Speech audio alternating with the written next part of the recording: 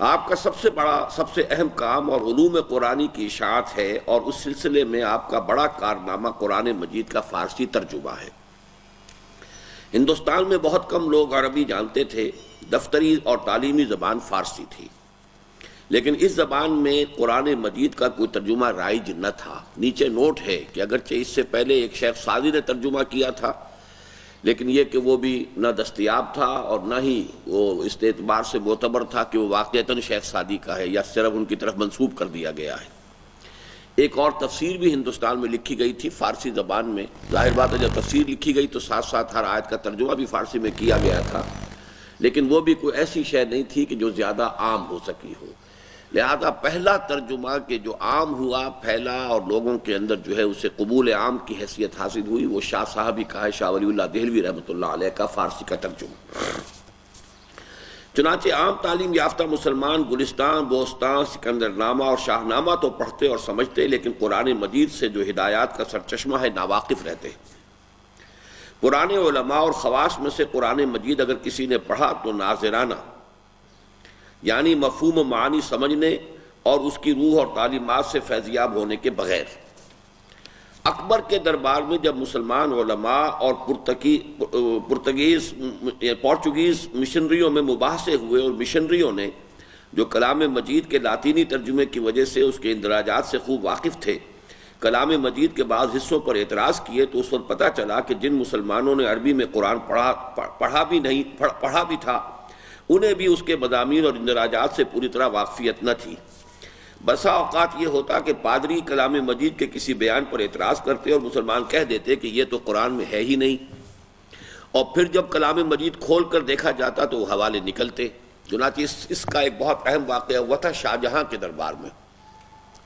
یعنی چونکہ یہ جو بحری راستہ جو ہے تلاش کیا تھا واسکو ڈی گاما نے، round the Cape of Good Hope, یہ 1498 میں کیا تھا۔ یہ جو ہم اس وقت پڑھ رہے ہیں یہ تو 1700 کے آس پاس ہم پہنچے ہوئے ہیں، یا 17ویں صدی جو ہے 1600 کے دوران پہنچے ہوئے۔ تو اس پورے عرصے کے دوران جو ہے یہ ویسٹرن جو ہے تاجر آنے شروع ہو گئے تھے، اور تاجروں کے ساتھ مشنریز بھی آتے تھے جو کہ عیسائیت کی تبلیغ کرتے تھے۔ تو یہ سارا جو بحری راستہ تھا، round of the Cape of Good Hope, یعنی افریقہ کے جنوبی کنارے سے ہو کر پھر یہ جو بحری راستہ کھلا ہے، اسی راستے سے پھر یہ یورپین کولونیلزم جو ہے وہ عالم مشرق پر حملہ آور ہوا ہے۔ تو ان میں پورچوگیز بھی تھے، اسپینیئرز جو ہیں وہ ادھر نہیں آئے، اسپینیئرز جو ہیں وہ زیادہ ویسٹ ورڈز گئے ہیں، وہ امریکہ کی طرف گئے ہیں، لیکن پورچوگیز تھے، پھر اس کے بعد فرینچ آئے، پھر اسی طریقے سے برٹش آئے، پھر ایسٹ انڈیا کمپنی بنی ہے برطانوی۔ تو یہ سارا دور شروع ہو گیا تھا، اس کا آغاز اکبر کے زمانے میں ہو گیا تھا۔ جب اکبر کے زمانے میں عیسائی مشنریوں کی آمد شروع ہو گئی تو کچھ مباحثے بھی شروع ہو گئے، کیونکہ اکبر نے تو خاص طور پر جو ہے اپنے دربار کو مذہبی مباحثوں کا ایک بڑا اکھاڑا بنایا ہوا تھا۔ وہ چونکہ تمام مذاہب کا ایک ملغوبہ تیار کرنا چاہتا تھا، تو اس میں یہ شکل پیش آتی تھی۔ اکبر کے بعد جہانگیر کا دور ہے، جہانگیر کے بعد شاہ جہاں کا دور ہے۔ شاہ جہاں کا معاملہ خاص طور پر یہ ہوا کہ اس سے بواسیر کی شکایت ہو گئی، اور ہندوستان میں کوئی جراح اس کا علاج نہیں کر سکے۔ پھر ایک انگریز پادری نے، مشنری ڈاکٹر نے آ کر آپریشن کیا اور اسے آرام ہو گیا۔ تو اس نے کہا مانگو کیا مانگتے ہو؟ تو شاہانہ انداز جو ہوتا ہے اسی شاہانہ انداز میں اس نے کہا کہ مانگو کیا مانگتے ہو؟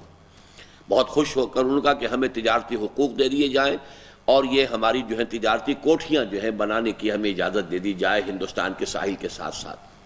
اس وقت سے ہندوستان کی جو ہے باضابطہ تجارت جو ہے شروع ہوئی ہے، یورپین اقوام نے شروع کی ہے، اور ساحل کے ساتھ ساتھ انہوں نے اپنی کوٹھیاں بنانی شروع کر دی۔ اب یہ کوٹھیاں جو ہیں انہی میں پھر رفتہ رفتہ اسلحہ بھی آنا شروع ہوا۔ وہ جو بھی سامان آتا تھا تجارت کا، انہی کے کریٹس کے اندر اسلحہ بھی آتا تھا، تو یہ اسلحہ خانے بھی بنتے چلے گئے۔ اسی طرح ہوتے ہوتے پھر یہ ایسٹ انڈیا کمپنی جو تھی اس نے پھر بنگال میں جا کر جو ہے اپنی عسکری مہم کا آغاز کیا۔ لیکن اس وقت جو بات میں بتانا چاہتا ہوں وہ یہ ہے کہ شاہ جہاں کے دربار میں ایک بہت بڑا مناظرہ ہوا۔ عیسائی پادری نے کوئی آیت کوٹ کی۔ اب جو علماء تھے دربار کے، اور یہ سمجھ لیجئے کہ وہ چوٹی کے علماء ہوتے تھے، ظاہر بات ہے کہ دربار تک پہنچنا جو ہے وہ تو تمام بہت سے درجات طے کر کے ہی کوئی شخص جو ہے علماء میں بہت اونچا مقام حاصل کر کے ہی تو درباری یعنی وہ بنتا تھا۔ تو وہاں پر سب جتنے علماء تھے کہا یہ قرآن میں ہے ہی نہیں، اس نے آیت پڑھی، لوگوں نے کہا نہیں تم غلط کہہ رہے، قرآن میں یہ ہے نہیں. اس نے کہا منگاؤ قرآن، قرآن کھولا، اس نے دکھا دیا یہ. تو یہ حال ہو چکا تھا قرآن مجید سے بعد کا. یعنی اس کا تو کام صرف یہ تھا کہ اس کو پڑھتے جاؤ ثواب حاصل کرتے جاؤ، اللہ اللہ اور خیر صلی اللہ. اس پر غور و فکر علماء بھی نہیں کرتے تھے. غور و فکر کی شے وہ فقہ تھی. فقہ میں ظاہر بات ہے کہ پھر وہ بال کی کھال اتارنا اور اس کے اندر جو ہے پوری پیچیدگیوں میں جانا اور پوری گہرائیوں میں جانا اور پوری باریکیوں میں جانا، اس کی تو صلاحیت جو ہے بہت نکھری ہوئی تھی.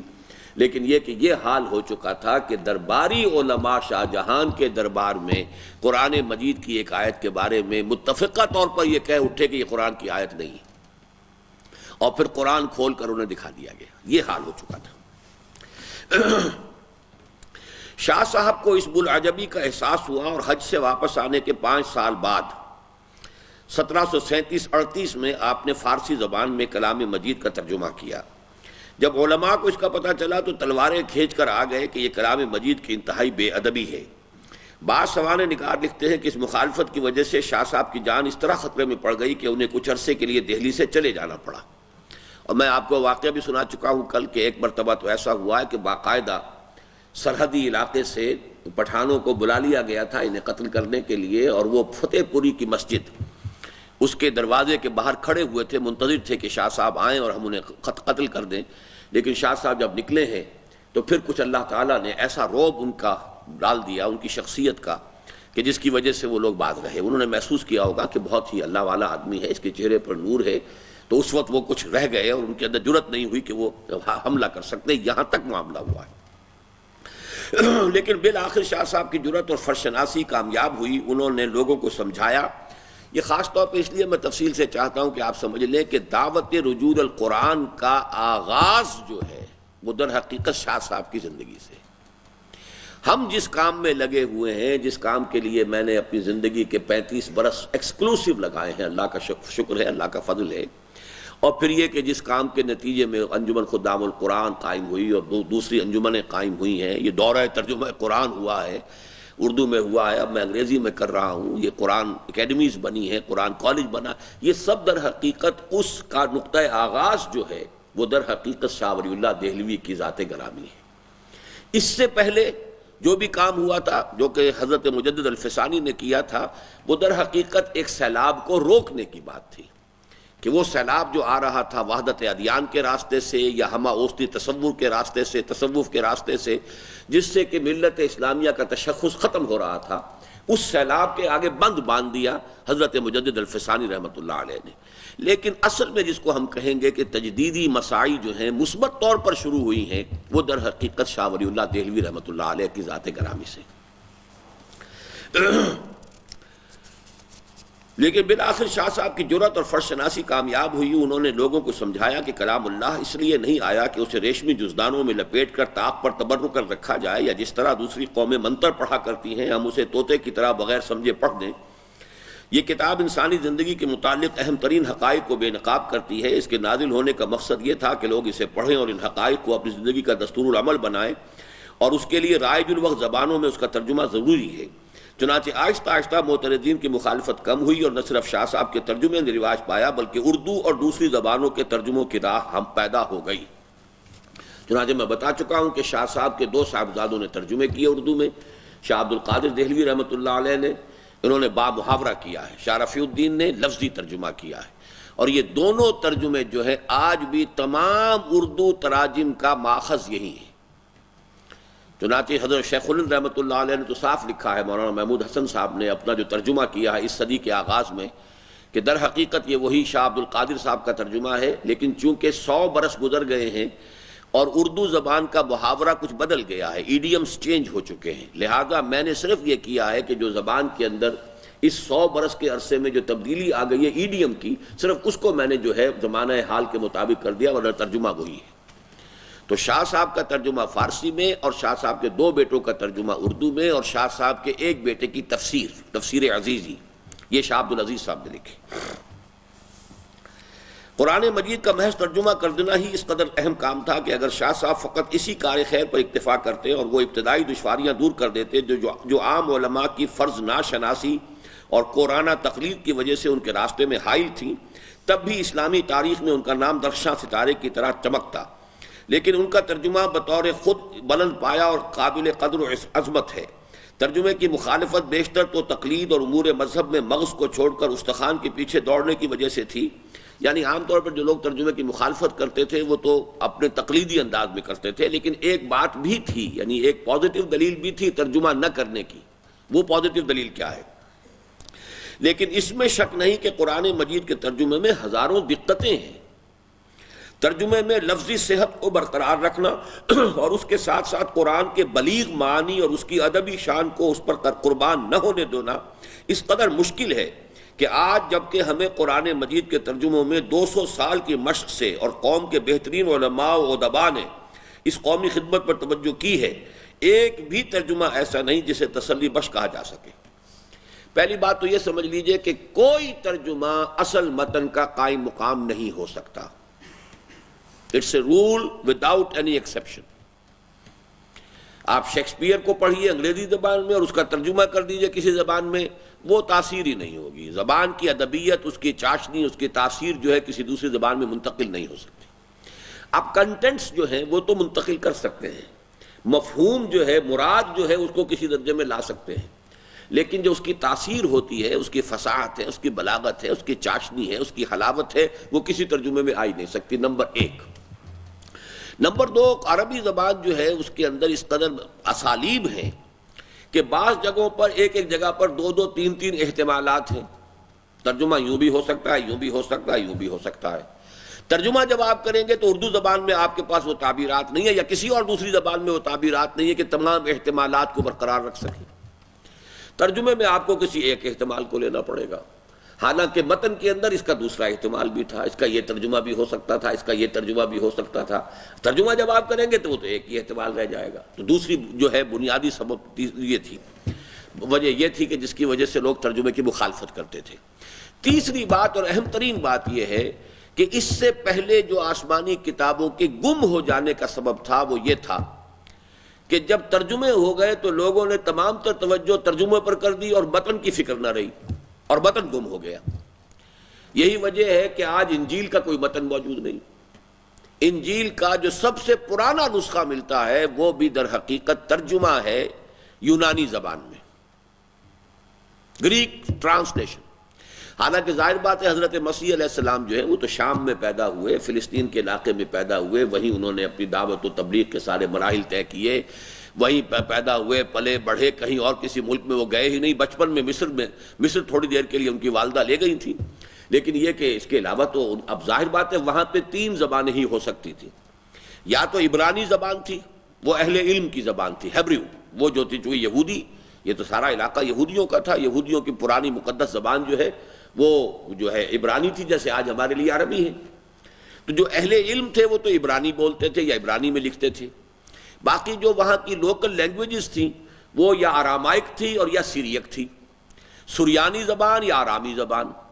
آرامی زبان، سریانی زبان اور ہیبریو میں کوئی قدیم نسخہ انجیل کا موجود نہیں ہے۔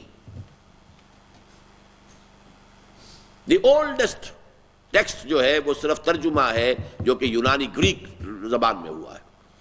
یہ اصل میں سبب ہو جاتا ہے اصل ٹیکسٹ کے گم ہو جانے کا کہ توجہ جو ہے لوگوں کی وہ کل کی کل مرکوز ہو جاتی ہے ترجمے پر۔ یہی وجہ ہے کہ میں بھی شدت کے ساتھ مخالف رہا ہوں، اور پاکستان میں کچھ لوگوں نے یہ دھندا شروع کیا تھا کہ قرآن مجید کے متن کے بغیر ترجمہ شائع کر دیں، صرف اردو ترجمہ قرآن کا جو ہے وہ شائع ہو رہا ہے۔ یہ چیز یقیناً بہت بڑا فتنہ تھی اور اس کی مخالفت ہوئی ہے اور وہ صحیح ہوئی ہے۔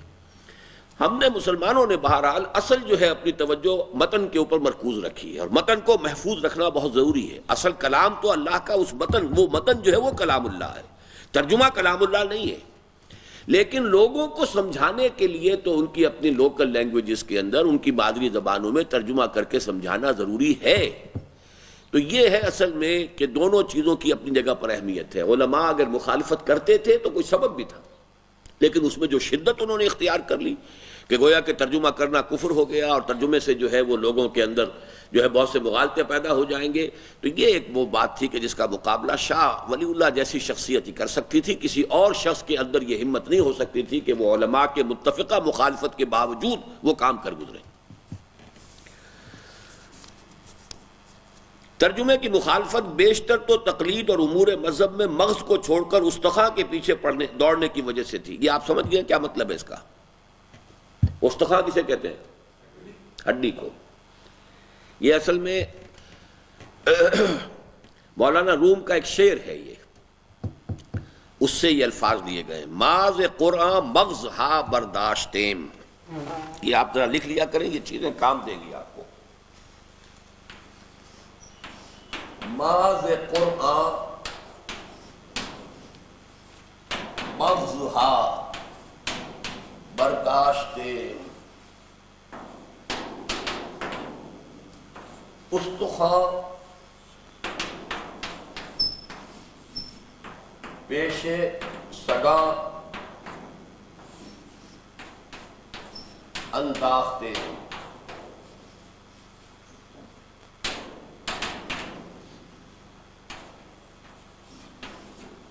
رومی جنہیں علامہ اقبال اپنا مرشد مانتے ہیں، ان کا شعر ہے، ہم نے قرآن سے اس کا اصل گودا حاصل کر لیا۔ ہڈی ہے نا، آپ ہڈی کو چوس لیتے ہیں، اس کے اندر سے گودا ہوتا ہے، وہ نکال لیتے ہیں، ہڈی پھینک دیتے ہیں۔ تو ہم نے اس میں سے اصل گودا تو نکال لیا ہے، اور ہڈی جو ہے وہ کتوں کے آگے پھینک دی ہے۔ حالانکہ ایک اعتبار سے یہ قرآن مجید کی توہین بھی بن جاتا ہے یہ شعر۔ یہ قرآن میں کوئی شے ہڈی نہیں ہے، کوئی شے قرآن کی پھینک دینے کے قابل نہیں ہے۔ لیکن اصل میں مراد کیا ہے کہ ایک ہے قرآن مجید کی باطنی تعلیم، اصل ایمانی حقائق، ایک ہے قرآن کی قانونی تعلیم اور اس کے ساری تفاصیل۔ اب وہ جو میں نے آپ کو بتایا تھا کہ صوفیاء اور علماء کے مابین یہی چپکڑی شروع ہو گئی تھی، ایک دوسرے پر پھپتیاں چست کرنے کی۔ یہ صرف ظاہر بین ہے، ان کو ظاہر سے تعلق ہے، انہیں کیا غرض اس سے کہ اصل ہے کیا ہے۔ ادھر وہ کہتے تھے جی انہیں کیا پتا قانون اسلامی کا، یہ تو اپنے ہی خیالات اور تصورات کے اندر مگن ہیں۔ تو یہ جو ان کے درمیان چپکرش چلتی تھی، اسی کا ایک مظہر یہ ہے کہ مولانا روم بھی بہرحال صوفیاء میں سے تھے، شیخ ابن عربی کے بہت بڑے مفسر سمجھ لیجئے، بہت بڑے ان کے پیروکار ہیں ابن عربی، محی الدین ابن عربی کے، شیخ اکبر کے۔ لہذا انہوں نے بھی وہی پھپتی چست کی ہے مولویوں پر، فقیہوں پر، کہ یہ تو ظاہری جو ڈھانچہ ہے شریعت کا اسی کے اوپر لڑ جھگڑ رہے ہیں۔ آیا اتنے ڈول پانی نکالنے سے کنواں پاک ہو جائے گا یا نہیں ہوگا؟ کتنے سائز کا ہو پانی کا وہ حوض تو وہ پاک ہوگا، اور کتنا سائز اس سے اگر 1 انچ کم رہ گیا تو پانی ناپاک ہو جائے گا۔ ظاہر بات ہے قانون جو ہے وہ، قانون کی تو موشگافیاں ایسی ہوتی ہیں، قانون میں ذرا ادھر سے ادھر کے فرق سے کیا ہوتا ہے۔ آپ کو معلوم ہے سپریم کورٹ کے 4 ججز نے ذوالفقار علی بھٹو کو پھانسی کا حکم دیا، اور 3 جو ہے وہ اسے بری کر رہے تھے۔ تو قانون کے اندر تو ذرا سی بات سے زمین و آسمان کا فرق واقع ہو جاتا ہے۔ تو انہوں نے یہ گویا کہ پھپتی چست کی ہے فقہا پر یا مولویوں پر یا ظاہر بین مفتیوں پر، کہ ہم نے تو قرآن سے اس کی اصل تعلیم ایمان، وہ جو شاید آپ کو یاد ہو، میں نے آپ کو ایک شعر اور بھی سنایا تھا کہ چند خانی حکمت یونانیہ، یہ بھی مولانا رومی کا ہے۔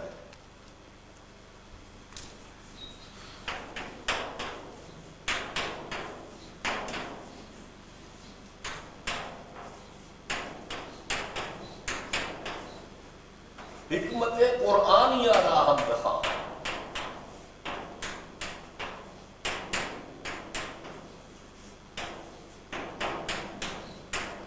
کب تک یونانیوں ہی کا فلسفہ پڑھتے رہو گے؟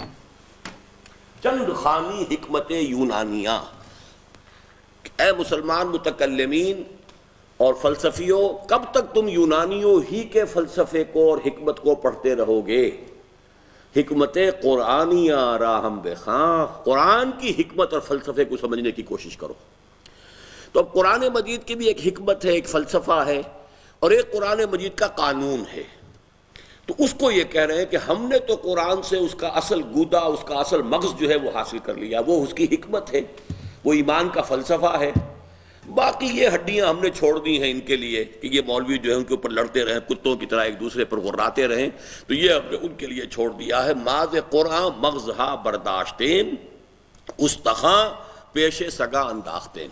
تو یہ اصل میں اکرام صاحب نے یہاں سے یہ الفاظ لیے ہیں۔ ترجمے کی مخالفت بیشتر تو تقلید اور امور مذہب میں مغز کو چھوڑ کر استخاں کے پیچھے دوڑنے کی وجہ سے تھی، لیکن اس میں شک نہیں کہ قرآن مجید کے ترجمے میں ہزاروں دقتیں بھی ہیں۔ ترجمے میں لفظی صحت کو برقرار رکھنا اور اس کے ساتھ ساتھ قرآن کے بلیغ معنی اور اس کی ادبی شان کو اس پر قربان نہ ہونے دینا اس قدر مشکل ہے کہ آج جب کہ ہمیں قرآن مجید کے ترجموں میں 200 سال کی مشق ہے اور قوم کے بہترین علماء و ادباء نے اس قومی خدمت پر توجہ کی ہے، ایک بھی ترجمہ ایسا نہیں ہے جسے تسلی بخش کہا جا سکے یا جس سے اس کے اصل زور بیان، فصاحت و بلاغت اور روحانی عظمت کا صحیح اندازہ ہو سکے۔ شاہ ولی اللہ کے ترجمے کے متعلق یہ تو نہیں کہا جا سکتا کہ اس سے بہتر ترجمہ نہیں ہو سکتا، اور اصل میں ضرورت یہ ہے کہ مستند اور بلند پایہ ترجمے کے لیے علماء اور اہل قلم کی ایک پوری جماعت یہ فرض ادا کرے۔ یہ بہت اہم نکتہ ہے جو بیان کیا انہوں نے، کہ اصل میں ترجمہ جو ہے کسی ایک شخص کے کرنے کا کام نہیں۔ اس کی وجہ کیا ہے؟ ہر شخص کا اپنا ایک بینٹ آف مائنڈ ہوتا ہے، اینگل آف ویو ہے، اس کے اپنے ذہن کی ایک ساخت ہے۔ اب دیکھیے یہی میز ہے، میں نے پہلے بھی مثالیں دی ہیں آپ کو، آپ بھی اس میز کو دیکھ رہے ہیں، وہ بھی دیکھ رہے ہیں، لیکن ہر ایک کے ریٹینا پر یہ جو حساس پردہ ہے ہماری آنکھ کا، اس پر اس کی تصویر مختلف بن رہی ہے۔ میز ایک ہی ہے، جب اس اینگل سے دیکھا جائے گا تو کچھ اور نظر آئے گی، اس اینگل سے دیکھا جائے گا کچھ اور نظر آئے گی، اور ہر انسان کا اپنا ایک اینگل آف ویو ہوتا ہے، اس کا اپنا ایک بینٹ آف مائنڈ ہے، اس کے اپنے ذہن کی ایک ساخت بن چکی ہے، اپنے مزاج کی ایک افتاد ہے، تو وہ قرآن مجید کو اسی اینگل سے دیکھے گا۔ تو ایک آدمی کا جو دیکھنا ہے وہ کافی نہیں ہے، 10 آدمی یہ کام کر رہے ہوں اور پھر وہ بیٹھ کر اپنے جو ہے نوٹس کو کمپیئر کریں، پھر ڈسکس کریں اور پھر کسی ترجمے پر آنے کی کوشش کریں، تو وہ ہے اصل میں کرنے کا کام۔ چنانچہ قرآن مجید کے انگریزی ترجمے کی ایک ایسی مشق شروع کی تھی کراچی کے ایک ادارے نے، وہاں میں نے جا کر دیکھا بھی تھا، تو وہاں انہوں نے یہ کیا ہوا تھا کہ 8-9 آدمی تھے، ہر ایک کے لیے علیحدہ علیحدہ ڈیسک، اور علیحدہ علیحدہ اس کے ہر ڈیسک کے اوپر وہ ڈکشنریاں عربی اردو انگریزی وغیرہ یہ موجود تھیں۔ اب وہ صبح کے وقت 8-10 آدمی جمع ہوتے تھے اور طے کر لیتے تھے کہ آج فلاں آیت سے فلاں آیت تک کا ترجمہ کرنا ہے۔ شام تک ہر آدمی اپنا بیٹھا ہوا اپنے ذہن اپنے فکر کے مطابق بہترین ترجمہ کرتا تھا، پھر وہ شام کو اپنے نوٹس کمپیئر کرتے تھے، پھر کسی ایک ٹیکسٹ کے اوپر ایگری کرتے تھے، پھر یہ کہ انہوں نے ایک اور بورڈ بنا رکھا تھا علماء کا کہ پھر وہ یہ ہے کہ ویکلی وہ اس کو پھر ریویو کریں گے۔ تو یہ میرے نزدیک بہت سائنٹیفک انداز تھا، مجھے معلوم نہیں ہے کہ وہ کام اس طریقے سے پایا تکمیل کو پہنچ چکا یا نہیں۔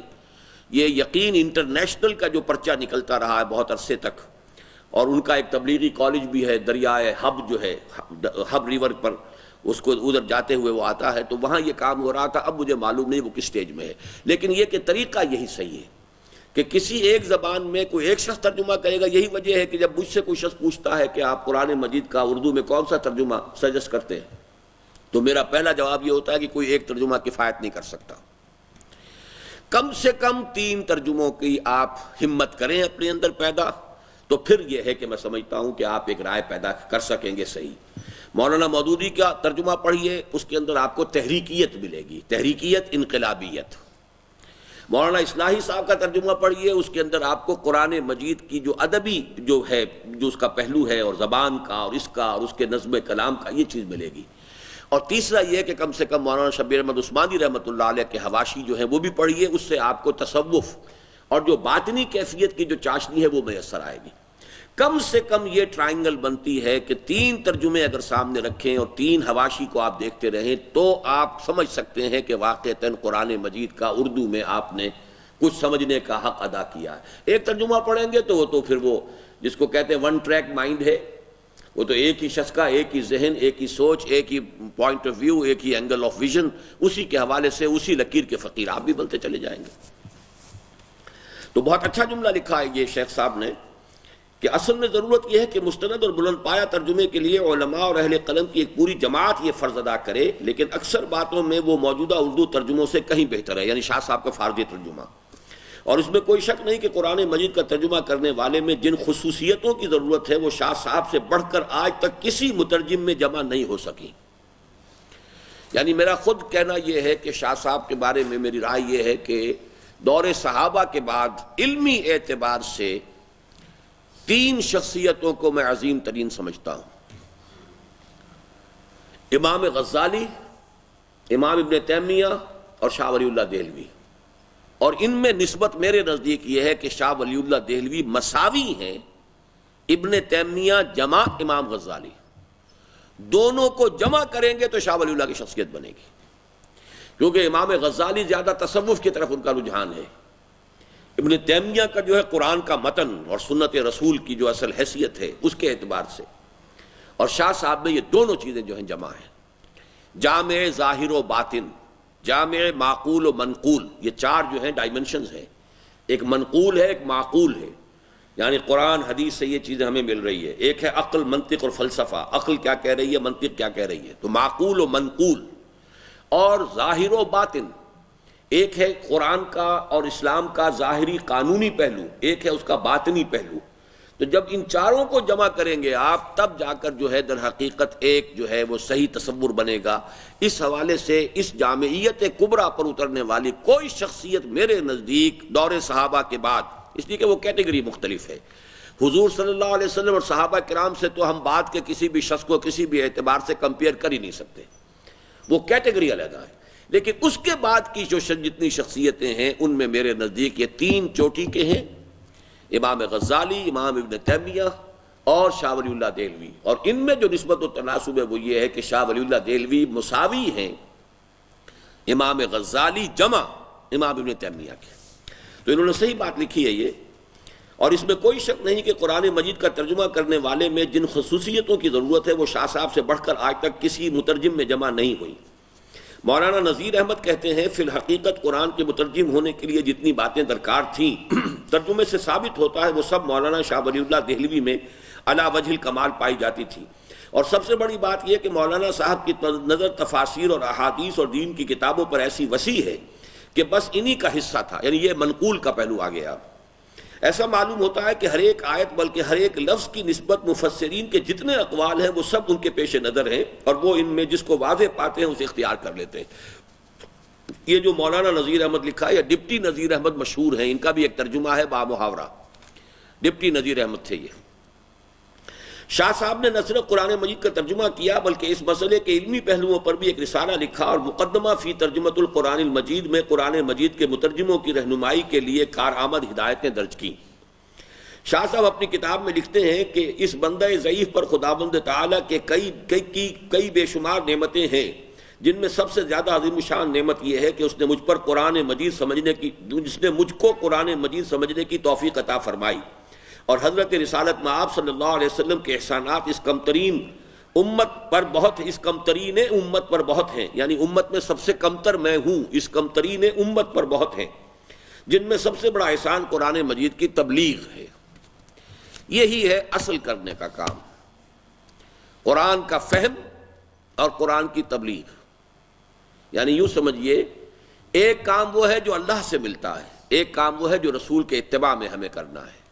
اللہ سے تو ہمیں قرآن کا فہم مانگنا ہے، جیسے کہ حضور صلی اللہ علیہ وسلم نے حضرت عبداللہ ابن عباس کے لیے دعا کی تھی، اللہم فقہہ فی الدین وعلمہ التاویل، اے اللہ اس نوجوان کو دین کا فہم عطا کر دے اور تاویل قرآن، تفسیر قرآن کا علم عطا کر دے۔ تو اللہ سے تو مانگیے فہم قرآن، اور رسول کا اتباع کیا ہے؟ تبلیغ قرآن، اب اس کو پھیلائیے، اس کو عام کیجئے، یہ رسول کا اتباع ہے۔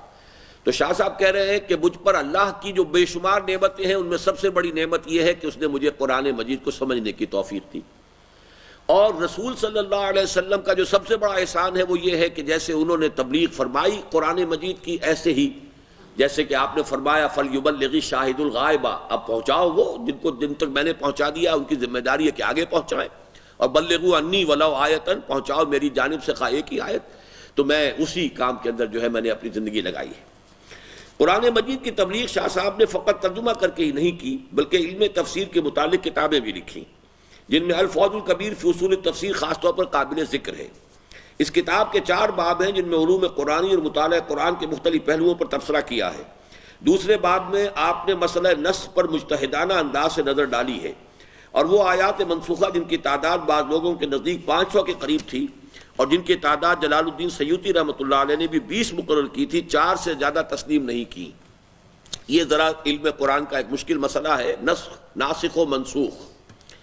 ناسخ و منسوخ کے ایک حکم پہلے آیا اور اس کے بعد دوسرا حکم آیا تو گویا کہ پہلا منسوخ ہو گیا۔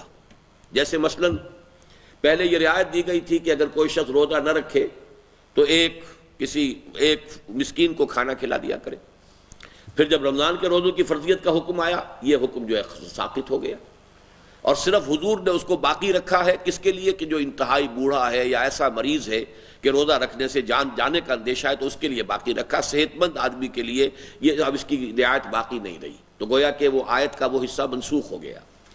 یا اسی طرح پہلے حکم تھا کہ ہر مسلمان اپنی وصیت لکھ کر ہر وقت اپنے پاس رکھے، اس لیے کہ قانون وراثت ابھی معین طور پر آیا نہیں تھا، تو سورہ بقرہ میں حکم ہے کہ اگر کچھ بھی مال چھوڑ کر جا رہے ہو تو وصیت کر کے جاؤ تاکہ والدین کو بھی کچھ حصہ مل سکے، یہ نہ ہو کہ بس ایک بڑا بیٹا جو ہے وہ ساری وصیت پر قابض ہو کر بیٹھ جائے۔ لیکن جب وہ قانون وراثت نازل ہو گیا تو وصیت کا یہ حکم جو ہے یہ اب گویا کہ اس طریقے سے لازم نہیں رہا، بلکہ اس کو کہا گیا کہ وصیت کرے گا بھی تو صرف 1/3 کے اندر وہ وصیت نافذ ہوگی، 2/3 پر وہی قانون جو ہے اللہ نے جو نازل کر دیا ہے اسی کا نفاذ ہوگا، اور وہ وصیت بھی وارث کے حق میں نہیں ہو سکتی، یعنی جس کا حصہ اللہ تعالیٰ نے وراثت میں خود قرآن میں مقرر کر دیا ہے اس کے لیے وصیت نہیں ہو سکتی، وصیت کسی غیر وارث کے لیے ہو سکتی ہے کہ اس ادارے کو آپ 1/3 حصہ اپنا دے دینا چاہیں کسی اور نیک کام میں، کسی یتیم کو، کسی مسکین کو، کسی اور کام میں، وہ آپ دے سکتے ہیں، لیکن وارث جو معین کر دیے گئے ہیں ان کے حق میں جو ہے وہ وصیت نہیں کی جا سکتی۔ اس طرح قرآن مجید کے اندر ناسخ و منسوخ کی آیات کا ایک خاص فن رہا ہے، تو کسی زمانے میں تو 500 آیتیں گویا کہ 6500 میں سے 1/13 قرآن جو ہے سمجھا گیا تھا کہ یہ منسوخ ہو چکا ہے۔ جلال الدین سیوطی رحمۃ اللہ علیہ نے پھر جرح کی کہ نہیں، یہ منسوخی کا یہ مطلب نہیں ہے اور یہ بہت ہی غلط رائے ہے، تو 20 آیات کو تعین کیا انہوں نے کہ یہ 20 آیتیں منسوخ ہوئی ہیں قرآن کی، منسوخ التلاوت نہیں ہے، پڑھی جائیں گی، قرآن مجید کی آیات شمار کی جائیں گی، لیکن ان کا حکم باقی نہیں رہا۔ شاہ صاحب نے اس کے اندر اور کمی کی ہے، تطبیق کر کے دکھا دیا کہ یہ بھی منسوخ نہیں ہے، بلکہ ان میں سے صرف 4 کو انہوں نے تسلیم کیا ہے کہ یہ 4 آیات ایسی ہیں کہ جو واقعتاً ہم مانیں گے کہ یہ اب منسوخ ہیں حکم کے اعتبار سے۔ فوز الکبیر کے بعد اندراجات سے خیال ہوتا ہے کہ شاہ صاحب قرآنی ارشادات کو وسیع سے وسیع مفہوم میں دینا چاہتے تھے۔ یہ لفظ جو ہے وہ شاید آپ نے میرے دروس میں کبھی سنا ہو کہ ایک تعویل خاص ہوتی ہے، ایک تعویل عام ہوتی ہے۔ تعویل خاص یہ ہے کہ قرآن مجید کی جو آیت یا سورت جس ماحول میں نازل ہوئی، جس وقت نازل ہوئی، کوئی خاص واقعہ پیش نظر تھا یا کوئی خاص حالات تھے، اس کانٹیکسٹ میں رکھ کر سمجھا جائے کہ جب یہ آیت نازل ہوئی تو اس کا کیا مفہوم سمجھا گیا ہوگا۔ ایک یہ کہ اس کے الفاظ کے اوپر غور کیا جائے، چھوڑ دیجئے اس کو کہ کانٹیکسٹ کیا تھا، کب نازل ہوئی ہے، فرض کیجئے آج ہی نازل ہو رہی ہے یہ آیت، تو الفاظ کے عموم سے نتیجہ نکالا جائے۔ اسی لیے ایک جملہ جو ہے مفسرین کہا کرتے ہیں، اس کو بھی لکھ لیجئے،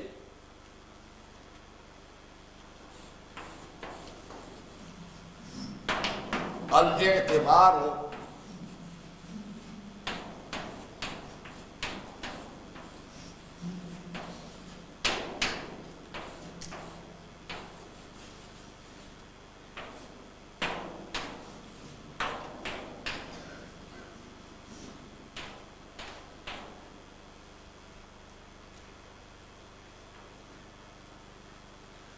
الاعتبار لعموم اللفظ لا لخصوص السبب، اعتبار الفاظ کے عموم کا کیا جائے گا، سبب نزول کے خصوص کا نہیں کیا جائے گا۔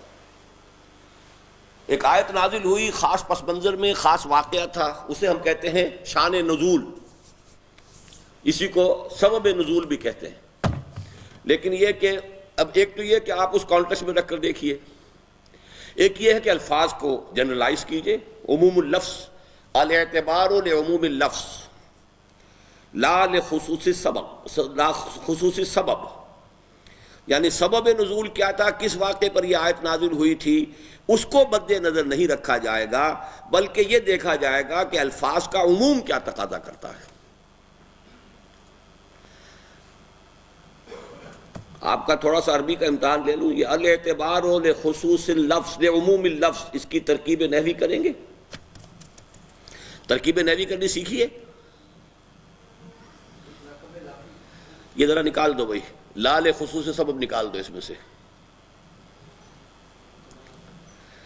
یہ ذرا میں بعد میں لوں گا لیکچر کے بعد، اس کی ترکیب نحوی آپ لوگ سب کیجئے گا کاغذ کے اوپر، پھر دیکھتا ہوں کیا کتنی عربی سمجھی ہے آپ نے ابھی تک۔ اچھا چلیے ابھی تو اس کو پڑھیں گے ہم آگے۔ فوز الکبیر کے بعد اندراجات سے خیال ہوتا ہے کہ شاہ صاحب قرآنی ارشادات کو وسیع سے وسیع مفہوم دینا چاہتے تھے، وہ مختلف آیتوں اور صورتوں کے متعلق اسباب نزول کا خیال رکھتے ہیں، یعنی یہ ضروری ہے، خیال رکھنا چاہیے، یہ گویا کہ وہ ہے جو میں نے کہا ہے کہ جو ایک کانٹیکسٹ کے اندر التاویل الخاص جو ہے، لیکن اس بات کی بھی کوشش کرتے ہیں کہ اس سے کلام مجید کے اصلی مقصد پر پردہ نہ پڑ جائے۔ چنانچہ باب اول میں لکھتے ہیں، یہ ترجمہ کیا ہے شیخ صاحب نے، عام مفسرین نے ہر ایک آیت کی کو خواہ مباحثے کی ہو یا احکام کی ایک قصے کے ساتھ ربط دیا ہے، اور اس قصے کو اس آیت کے لیے سبب نزول مانا ہے، لیکن حق یہ ہے کہ نزول قرآنی سے مقصود اصلی نفوذ بشریہ کی تہذیب اور ان کے باطل عقائد اور فاسد اعمال کی تردید ہے۔ اس لیے آیات مناظرہ کے نزول کے لیے متکلمین میں عقائد باطلہ کا وجود، اور آیات احکام کے لیے ان میں اعمال فاسدہ اور مظالم کا شیوع، اور آیات تذکیر کے نزول کے لیے ان کا بغیر ذکر آلاء اللہ و ایام اللہ اور موت و واقعات بعد الموت کے بیدار نہ ہونا اصلی سبب ہوا۔ اب یہ ذرا وہ پرانی زبان ہے نا کہ اصل سبب کیا ہے قرآن کے نزول کا، وہ تو یہ ہے کہ لوگ جو ہیں موت کو بھولے ہوئے ہیں، موت کے بعد کے واقعات کو بھولے ہوئے ہیں، اور جو بھی انسان کی سعادت کے لیے اور اس کی کامیابی کے لیے اسباب ہونے چاہیے ان سے صرف نظر کیا ہوا ہے۔ تو گویا ان تمام غلط راستوں سے ہٹا کر حقیقت کی طرف لے کر آنا، یہ سبب نزول ہے پورے قرآن کا۔ خاص واقعات کو جن کے بیان کرنے کی زحمت اٹھائی گئی ہے، اسباب نزول میں چنداں دخل نہیں ہے، مگر سوائے چند آیات کے جن میں کسی ایسے واقعے کی جانب اشارہ ہے جو رسول اللہ کے زمانے میں یا اس سے پیشتر واقع ہوا ہو۔ مثلا جیسے سورہ تحریم آپ نے پڑھی ہے، اب سورہ تحریم کے شروع میں جو واقعات آتے ہیں، یا ایھا النبی لم تحرم ما احل اللہ لک تبتغی مرضات ازواجک، یہ پڑھ لیا ہے نا آپ لوگوں نے، تو اب اس میں تو ایک واقعہ جو ہے اس کو سمجھے بغیر یہ آیت سمجھ میں نہیں آئے گی کہ آخر وہ کون سا واقعہ تھا، حضور نے اپنے اوپر کون سی چیز حرام کر لی تھی، تو یہ چیز جو ہے اس کو سمجھنے کی ضرورت ہے۔ تو اس حوالے سے بعض تو آیات ایسی ہیں، لیکن اس کو ہمارے مفسرین نے اتنا عام کر دیا ہے کہ ہر آیت کے ساتھ شان نزول، اور جہاں کہ اس کے لیے نہ کوئی سند ہے نہ کوئی اس کے لیے حدیث صحیح موجود ہے، لیکن شان نزول کے اندر اسی کے حوالے سے بات کو سمجھنے کی کوشش کرتے ہیں۔ فوز الکبیر کی دوسری خصوصیت شاہ صاحب کی انصاف پسندی اور اخلاقی جرت ہے۔ مثلا عام طور پر مسلمان زمانہ جاہلیت کے عربوں سے فقط برائیاں اور عیب ہی منسوب کرتے ہیں، لیکن شاہ صاحب نے اس معاملے میں بھی انصاف بالائے اطاعت کے اصول کو ملحوظ رکھا اور تصویر کے دونوں پہلو پیش کیے۔ یعنی عرب معاشرے کے اندر جہاں خرابیاں تھیں وہاں بھلائیاں بھی تھیں، ان کے کردار میں اچھائیاں بھی تھیں، وہ فخر کرتے تھے تو اپنے اس پر کرتے تھے کہ ہم نے اتنے لوگوں کو کھانا کھلایا، ہم نے اتنی سخاوت کی ہے، بہادری ان کے اندر تھی۔ ایک دفعہ وعدہ کر کے پھر پورا کرنا جو ہے، وہ قول مرداں جو ہے وہ اس کے اوپر قائم رہنا جو ہے، تو یہ چیزیں جو ہے ان کے اندر موجود تھیں۔ ایسا نہیں ہے کہ ساری گندگی ہی گندگی تھی، برائی ہی برائی تھی۔ یہی وجہ ہے کہ مکے والوں کے اندر تو آپ کو معلوم ہے نفاق کی بیماری نہیں تھی، وہ تو یا تو کٹر دشمن تھے اور یا پھر یہ کہ یوں سمجھیے کہ بے دام غلام ہے کہ جو حکم بھی آپ نے دیا اب اس کو جب مان لیا آپ کو اللہ کا رسول تو اب جو حکم آپ دیں گے گردن کٹانے کو تیار ہیں۔ لیکن یہ کہ یہ معاملہ جو ہے ان کے اندر خیر کے پہلو بھی تھے۔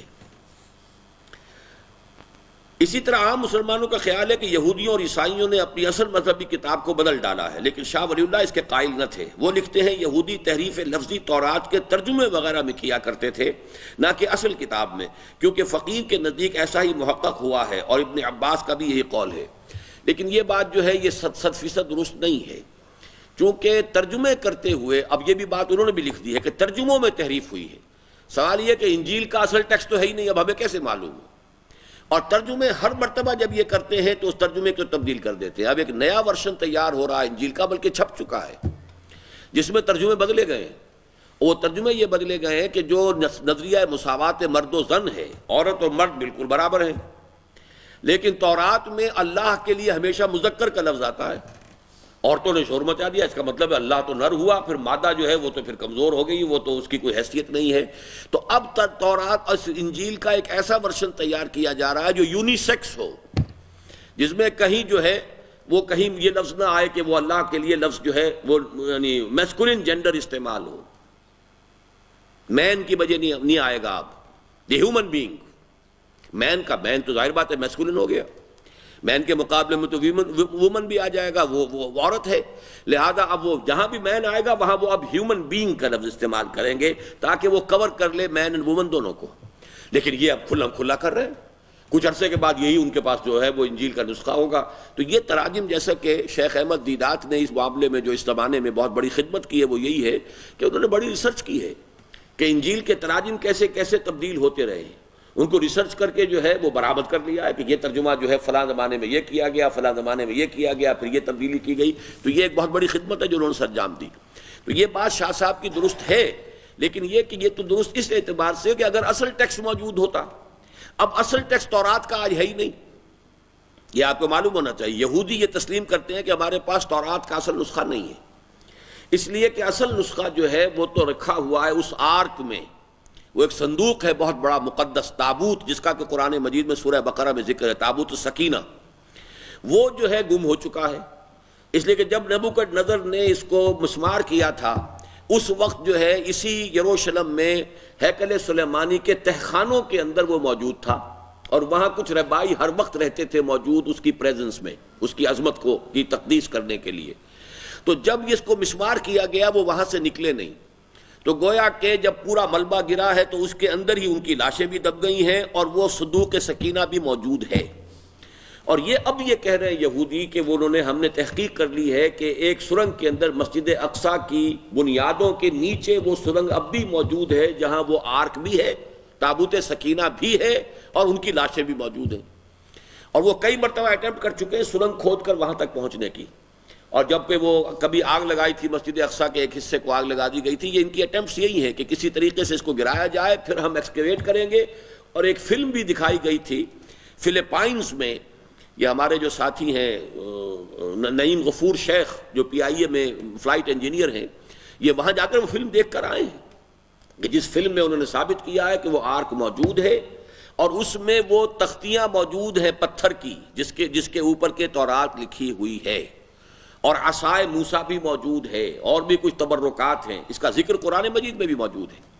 تو ظاہر بات ہے اس کے بعد تو 100 برس کے بعد جب یہ کہ بیبیلونیا میں یہ چلے گئے تھے اور کیپٹیوٹی میں رہے ہیں، پھر جب وہاں سے چھوٹ کر آئے ہیں تو انہوں نے اپنی یادداشتوں سے دوبارہ مرتب کیا ہے. تو وہ تورات ہے جو ان کے پاس ہے.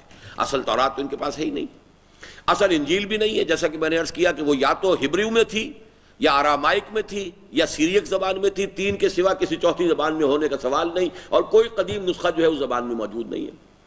جو ارلیسٹ ہے وہ بھی گریک ٹرانسلیشن ہے. تو شاہ صاحب کا کہنا یہ تھا کہ یہودیوں نے بھی جو تحریف کی تھی وہ ترجموں میں کی تھی. باقی یہ کہ قرآن مجید سے معلوم ہوتا ہے کہ انہوں نے الفاظ کو بھی آگے پیچھے کیا ہے. بہرحال اس میں شاہ صاحب کی رائے سے اختلاف کی گنجائش بھی ہے، لیکن یہ تو پھر ایک ریسرچ کا ایشو ہے. بعض مفسرین نے اہل کتاب سے قصے لے کر انہیں قرآنی تفاسیر اور علوم اسلامی کا جز بنا دیا ہے. اس کے خلاف شاہ صاحب نے جا بجا آواز بلند کی ہے. مثلا فوز الکبیر میں لکھا ہے، یہاں پر یہ جان لینا مناسب ہے کہ حضرات انبیاء سابقین کے قصے احادیث میں کم مذکور ہیں، اور ان کے وہ لمبے چوڑے تذکرے جن کے بیان کرنے کی تکلیف عام مفسرین بیان کرتے ہیں وہ سب الا ماشاءاللہ علماء اہل کتاب سے منقول ہیں. اسی کتاب میں آگے چل کر پھر لکھتے ہیں، اسرائیلی روایات کا نقل کرنا ایک ایسی بلا ہے جو ہمارے دین میں داخل ہو گئی ہے. حالانکہ صحیح اصول یہ ہے کہ ان کی نہ تصدیق کرو نہ تکذیب. مفسرین کے بعض قصے جنہیں عوام اسلام کا ضروری جز سمجھنے لگ گئے ہیں شاہ صاحب کو بہت ناپسند تھے. فرماتے تھے، اور محمد بن اسحاق واقدی کلبی نے قصہ آفرینی میں جس قدر افراد کی ہے، یعنی وہ ہر ایک آیت کے تحت میں ایک قصہ لائے ہیں، محدثین کے نزدیک ان کا اکثر حصہ صحیح نہیں ہے اور ان کے اسناد میں خامیاں ہیں. ان لوگوں کی اس افراد کو علم تفسیر کے لیے شرط سمجھنا صحیح غلطی ہے، اور اس کے حفظ پر فہم کتاب اللہ کو موقوف کر دینا دراصل کتاب اللہ سے اپنا حصہ کھو دینا ہے. مفسرین کی یہی زولیدہ نویسی تھی جس کی وجہ سے شاہ صاحب نے اپنے وصیت نامے میں یہ لکھا کہ قرآن اور اس کا ترجمہ تفسیر کے بغیر ختم کرنا چاہیے. ترجمۃ القرآن، تفسیروں کو ایک طرف رکھ دو، ترجمہ قرآن کا پڑھو، اور پھر اس کے بعد تفسیر. یعنی پہلے ترجمے کو ختم کر لیا جائے، پورے قرآن کو محض ترجمے سے پہلے ایک دفعہ آدمی گزار لے، اپنے ذہن میں بٹھا لے، اب تفسیروں کی طرف رجوع کرے. یہ نہیں کہ ابتدا ہی قرآن مجید کے مطالعے کی تفسیروں سے کی جائے. قرآن اور اس کا ترجمہ تفسیر کے بغیر ختم کرنا چاہیے. پھر اس کے بعد تفسیر، اور وہ بھی تفسیر جلالین بقدر درس پڑھائی جائے جو نہایت مختصر ہے اور جس کے الفاظ قرآن کے الفاظ جتنے ہیں. وہ لکھتے ہیں، قرآن عظیم اس قدر پڑھا دیں کہ صرف قرآن اور ترجمہ بغیر تفسیر کے پڑھا جائے، مگر جہاں شان نزول یا قاعدہ نحو مشکل ہو وہاں ٹھہر جائیں اور بحث کریں، اور اس کے بعد اس کے تفسیر جلالین بقدر درس پڑھا دیں. یہ ان کی وصیت کا یہ ایک کوٹیشن ہے جو انہوں نے دی ہے. بہرحال یہ جو ہم نے آج محنت مزید کر دی ہے وہ اس لیے، جیسا کہ میں نے آپ کو بتایا کہ ہماری یہ جد و جہد جو ہم لے کر چل رہے ہیں اس کا نقطہ آغاز شاہ صاحب کی یہ جد و جہد ہے۔ اب آئیے اس کے بعد مسلم انڈیا کا ایک نیا دور شروع ہو رہا ہے، انگریزی دور کے نئے فتنوں کا سد باب اور تحریک رجوع الی القرآن، یعنی اس دور میں پھر اب رجوع الی القرآن کی تحریک کن مراحل سے گزری ہے۔ اس میں سے آج ہم صرف پہلے دو جو ہیں آئٹم وہ پڑھ سکیں گے، خان وعدہ ولو اللہ اور تحریک شہیدین، اور عیسائیوں اور ہندوؤں کی جانب سے تبلیغی یلغار۔ امام الہند حضرت شاہ ولی اللہ دہلوی کے بارے میں ہم اپنا یہ تاثر بھی بیان کر چکے ہیں کہ دور صحابہ کے بعد کی پوری اسلامی تاریخ میں ان کی سی جامعیت کبریٰ کی حامل کوئی دوسری شخصیت نظر نہیں آتی، اور اس میں ہرگز کسی شک و شبے کی گنجائش نہیں ہے کہ وہ واقعتاً دور جدید کے فاتح ہیں۔ فاتح کے کیا معنی ہے یہاں؟ جی، افتتاح کرنے والے۔ فاتح کا ایک ترجمہ ہمارے یہاں ہوتا ہے کانکر کرنا، فتح کرنا، کانکرر فاتح۔ ایک ہے فتح یفتح کھولنا، اسی سے مفتاح کا لفظ بنا، چابی، تالے کی چابی کو آپ کیا کہتے ہیں؟ مفتاح، جس سے کہ وہ تالا کھل جاتا ہے۔ تو فاتح بمنزلہ افتتاح، جیسے کہ قرآن مجید میں سورہ فاتحہ دی اوپننگ سورہ آف دی قرآن، قرآن کو کھولنے والی، دی اوپننگ سورہ آف دی قرآن۔ تو دور حاضر کے فاتح، اس کا آغاز کرنے والے جو ہیں، جو بھی تجدیدی مساعی ہو رہی ہیں، چونکہ میں پہلے عرض کر چکا ہوں کہ شیخ مجدد رحمۃ اللہ علیہ کی مساعی زیادہ تر ایک روک لگا دینا، بند باندھ دینے کا تھا۔ اب اس کے بعد اصل جو تعمیری جد و جہد شروع ہوئی ہے وہ در حقیقت شاہ ولی اللہ دہلوی رحمۃ اللہ علیہ کی ذات سے ہے، اس لیے کہ جب اصل شے قرآن ہے تو قرآن سے تعلق کو دوبارہ قائم کرنا، استوار کرنا، یہیں سے وہ اب اصل جو ہے کام شروع ہوگا تجدید دین کا۔ تو اس لیے وہ فاتح ہیں اس دور کے۔ ساتھ ہی تجدید دین اور احیاء اسلام کے بلند و بالا مقاصد کے لیے ان کی ہمہ جہتی مساعی کا ایک اجمالی خاکہ بھی بیان کیا جا چکا ہے، اور یہ بھی عرض کیا جا چکا ہے کہ ان مختلف النوع اور وسیع الاطراف مساعی میں ان کی اہم ترین خدمت یہ تھی کہ انہوں نے اسلام کا رشتہ اس کی اصل ثابت یعنی قرآن حکیم کے ساتھ اثر نو قائم کرنے کے طویل عمل کا باقاعدہ آغاز فرما دیا۔ یہ تو پچھلے چیپٹر سے کوٹیشنز دی ہیں میں نے اس چیپٹر کو آغاز کرنے کے لیے، اور یہ کہ وہ ان کا عظیم ترین کارنامہ یہ ہے کہ انہوں نے توجہات کو اثر نو قرآن حکیم کے علم و حکمت کی جانب منعطف کر دیا، اور اللہ کی رسی کے ساتھ امت مسلمہ کے تعلق کو دوبارہ استوار کرنے کی سعی کا آغاز کر کے گویا حضرت ابوبکر صدیق کے اس قول کے مطابق کہ لا یصلح آخر هذه الامة الا بما صلح به اولها، اسلام کی نشأت ثانیہ کی سعی و جہد کی راہ کھول دی۔ یہاں ایک غلطی ہے، کل بھی میں نے نوٹ کیا تھا لیکن میں وضاحت کرنے سے مجھے یاد نہیں رہی بات، یہ ذرا کوئی صاحب نوٹ کر دیں اور عاکف کو بھی نوٹ کروا دیں کہ آئندہ ایڈیشن کے اندر یہ تصحیح کر دیں۔ یہ قول حضرت ابوبکر کا نہیں ہے، نوٹ کر لیجئے۔ وہ تم نے مٹائی دیا جملہ جو میں نے لکھا تھا، میں نے امتحان لینا اس میں۔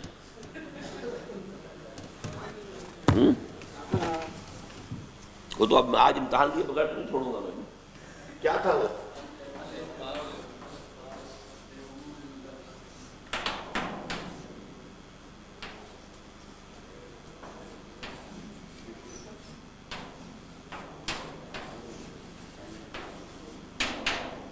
یہ تو قائم رہے گا۔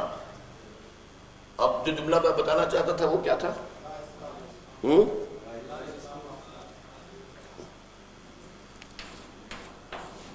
لا یصلح آخر هذه الامة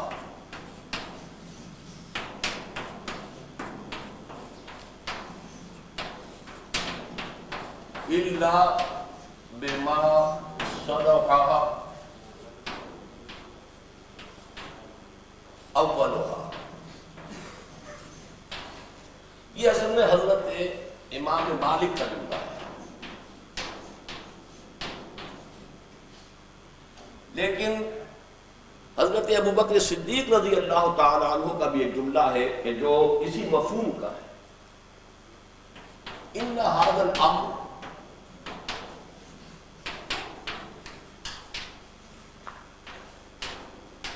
لا یصلح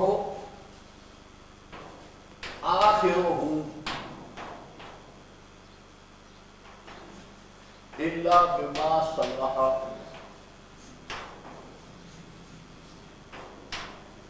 اولہ۔ یہ ہے ابو بکر رضی اللہ تعالیٰ عنہ۔ جب حضرت ابو بکر نے رضی اللہ تعالیٰ عنہ حضرت عمر کو نامزد کیا ہے اپنا جانشین، اس وقت ایک خطبہ دیا تھا اور خلافت کے بارے میں کچھ باتیں بیان کی تھی۔ اس میں فرمایا تھا ان ھذا الامر، یعنی جو خلافت کا معاملہ ہے، لا یصلح آخرہ، اس کا جو آخری حصہ ہے نہیں درست ہو سکے گا الا بما صلح به اولہ، مگر اسی طریقے پر جس طریقے پر کہ پہلے حصہ کی اصلاح ہوئی تھی۔ یہ اصل میں اس حدیث کے حوالے سے ہے کہ جو حضور نے 5 ادوار گنوائے ہیں کہ میرا دور ہے، پھر خلافت علی منہاج النبوت کا دور ہے، پھر ظالم ملوکیت کا دور ہے، پھر غلامی والی ملوکیت کا دور ہے، اس کے بعد پھر خلافت علی منہاج النبوت کا دور ہے۔ تو گویا کہ آخری جو دور ہوگا وہ بھی اسی طور سے قائم ہو سکے گا جس طور سے پہلا دور قائم ہوا تھا۔ تو وہ جملہ تو ہے حضرت ابو بکر صدیق کا رضی اللہ تعالیٰ عنہ، لیکن اس کی ترجمانی پھر کی ہے امام مالک رحمۃ اللہ علیہ نے، لا یصلح آخر هذه الامة الا بما صلح به اولها، اور یہ سب سے پہلے مولانا ابوالکلام آزاد نے یہ جملہ 1912 میں الہلال میں نقل کیا ہے۔ یہ تو انشاءاللہ پھر جب وہ بقیہ کتاب ہم پڑھیں گے، وہ تعمیل والا فکر اسلامی، اسلام کے انقلابی فکر کی تجدید و تعمیل، تو وہاں یہ بات آ جائے گی۔ اس سے پہلے ہم یہ بھی واضح کر چکے تھے کہ صدر اول میں اسلام کی عظیم ترین حقیقتیں 2 ہی تھیں، ایک ایمان، وہ ظاہری اور قانونی اور فقہی ایمان نہیں جس کا تعلق اقرار باللسان سے ہے، بلکہ وہ حقیقی اور قلبی ایمان جو یقین بن کر انسان کے رگ و پے میں سرایت کر جائے، اور دوسرے جہاد فی سبیل اللہ جس کا مقصد ہو شہادت علی الناس، اعلاء کلمت اللہ اور اظہار دین الحق علی الدین کلہ۔ اور چونکہ ایمان حقیقی کا منبع اور سرچشمہ ہے قرآن حکیم اور جہاد و قتال کی علامت ہے تلوار، لہذا مرد مومن کی شخصیت کا جو حیولہ چشم تصور کے سامنے ابھرتا ہے، اس کے ایک ہاتھ میں بالکل بجا طور پر قرآن ہوتا ہے اور دوسرے میں تلوار۔ یہ سب سے پہلا مضمون تھا جو ہم نے پڑھا تھا، وہ یاد آ گیا کہ نہیں؟ اب آگے چلیے۔ یہ صحیح ہے کہ امام الہند حضرت شاہ ولی اللہ دہلوی کی اپنی زندگی میں سر بکف، سیف بدست اور کفن بردوش میدان جہاد و قتال میں نکلنے کا مرحلہ نہیں آیا۔ 3 اصطلاحیں فارسی ترکیب میں آ گئی ہیں۔ سر بکف، سر کو ہتھیلی پر رکھ لینا، جسے ہم کہتے ہیں جان ہتھیلی پر رکھنا۔ سیف بدست، ہاتھ میں تلوار۔ کفن بردوش، اور کفن جو ہے وہ اپنے کندھے پر ڈال لینا تاکہ شہید ہو جائیں تو لوگوں کو دقت نہ ہو اور وہ میرے اس کفن ہی میں مجھے دفنا دیں۔ میدان جہاد و قتال میں نکلنے کا مرحلہ نہیں آیا، لیکن یہ ایک ناقابل تردید حقیقت ہے کہ ان کی وفات کے نصف صدی کے اندر جہاد و قتال فی سبیل اللہ کا جو غلغلہ سرزمین ہند میں بلند ہوا، وہ تمام تر ان ہی کی تجدیدی دعوت کی صدائے بازگشت تھی۔ میں نے آپ کو بتایا تھا کہ شاہ ولی اللہ کے سب سے بڑے بیٹے شاہ عبدالعزیز، ان کے شاگرد ہیں سید احمد بریلوی رحمۃ اللہ علیہ، جنہوں نے جہاد کیا ہے سکھوں کے خلاف، اور پیش نظر تھا انگریزوں سے بھی جہاد کرنا، لیکن پہلے یہ کہ شمال مغربی ہند میں اپنے قدم جما لیں تو پھر انگریزوں کے ساتھ جنگ شروع کریں۔ اور شاہ ولی اللہ کے سب سے چھوٹے بیٹے تھے شاہ عبد الغنی، ان کے بیٹے تھے شاہ اسماعیل شہید۔ شاہ اسماعیل شہید نے بیعت کی سید احمد بریلوی کے ہاتھ پر۔ تو گویا کہ در حقیقت یہ جو جہاد کا سلسلہ تھا، تحریک شہیدین جس کو ہم کہتے ہیں، یہ در حقیقت شاہ ولی اللہ ہی کے کام کا ایک ظہور تھا، بروز تھا، اسی کو جس کے لیے کہ تیاری کی تھی علمی میدان میں شاہ ولی اللہ دہلوی نے، جس کے لیے کہ علمی تجدید کا کارنامہ سر انجام دیا تھا شاہ ولی اللہ دہلوی نے، اس کی عملی شکل جو پیدا ہوئی وہ در حقیقت تقریباً نصف صدی کے اندر 1763 میں شاہ صاحب کا انتقال ہو گیا۔ 1831 میں بالا کوٹ میں شہادت ہوئی ہے سید احمد بریلوی رحمۃ اللہ علیہ اور شاہ اسماعیل شہید رحمۃ اللہ علیہ۔ یہ شجرہ نسب جو ہے وہ ذہن میں رکھیے، یہ صرف ایک جملہ رہنے دو، باقی سب مٹا دو۔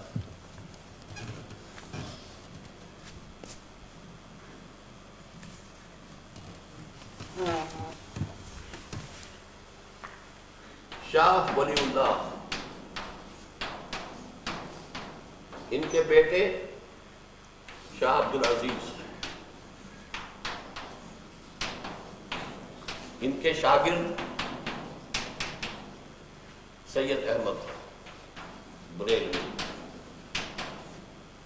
شاہ ولی اللہ کے ایک اور بیٹے شاہ عبد الغنی، ان کے بیٹے شاہ اسماعیل شہید،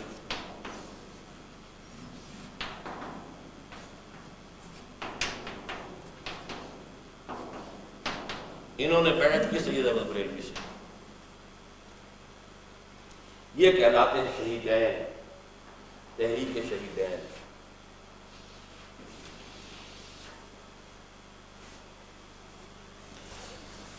شاہ اسماعیل بہت بڑے عالم تھے، جبکہ سید احمد بریلوی عالم نہیں تھے۔ انہیں تو صرف ترجمہ قرآن جو ہے شاہ عبد العزیز نے پڑھایا، جیسے کہ شاہ صاحب نے وصیت کی تھی۔ اس کے بعد جب علوم پڑھانے کی کوشش کی تو ان کا دماغ چلا ہی نہیں۔ تو شاہ عبد القادر نے یہ کہا بھائی جان سے، اپنے بڑے بھائی سے، شاہ عبد العزیز سے، کہ بھائی جان اللہ تعالیٰ نے ان کو کسی اور کام کے لیے پیدا کیا ہے، آپ یہ تعلیم والیم ان کی اپنا وقت ضائع نہ کریں اور ان کے اوپر بھی کوئی مصیبت نہ ڈالیں۔ پھر انہوں نے جہاد کی طرف آغاز کیا۔ پہلے امیر محمد خان کے ساتھ مل کر انگریزوں کے خلاف جہاد کرتے رہے۔ امیر محمد خان جو ہے، جب اس نے انگریزوں سے صلح کر لی اور انگریزوں نے اسے ٹونک کی ریاست دے دی کہ تم تو بیٹھ جاؤ ٹھنڈے ہو کر یہاں، پھر وہاں اس سے علیحدہ ہو کر کے اس شخص نے تو انگریزوں کے ساتھ صلح کر لی ہے، پھر وہاں سے علیحدہ ہو کر پھر انہوں نے اپنا راستہ علیحدہ بنایا۔ اور ظاہر بات ہے کہ انگریزوں کے ساتھ جہاد کرنے کے لیے پہلے انہوں نے سوچا کہ پہلے سکھوں کے خلاف جہاد کر کے اور پٹھانوں کی مدد سے پنجاب جو ہے پہلے اس کو شامل کیا جائے، عالم اس میں دارالاسلام بنایا جائے، پھر وہاں سے انگریزوں کے خلاف جہاد کیا جائے۔ یہ تھی جد و جہد، اس کے اوپر بعد میں ہم کبھی پڑھیں گے، لیکن اس وقت صرف یہ بتانا تھا کہ یہ سارا سلسلہ کہاں سے چلا۔ شاہ ولی اللہ، یہ صحیح ہے کہ امام الہند حضرت شاہ ولی اللہ دہلوی کی اپنی زندگی میں سربکف، سیف بدست اور کفن بردوش میدان جہاد و قتال میں نکلنے کا مرحلہ نہیں آیا، لیکن یہ ایک ناقابل تردید حقیقت ہے کہ ان کی وفات کی نصف صدی کے اندر اندر جہاد و قتال فی سبیل اللہ کا جو غلغلہ سرزمین ہند میں بلند ہوا، وہ تمام تر انہی کی تجدیدی دعوت کی صدائے بازگشت تھی۔ اس لیے کہ خود حضرت سید احمد بریلوی بھی خانوادہ ولی اللہ ہی کے زیر تربیت یافتہ تھے، اور ان کے دست راست تو تھے ہی شاہ اسماعیل شہید ابن شاہ عبد الغنی ابن شاہ ولی اللہ دہلوی۔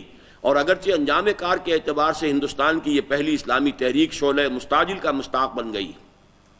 شعلہ مستعجل، وہ شعلہ جو جلدی سے بجھ جاتا ہے۔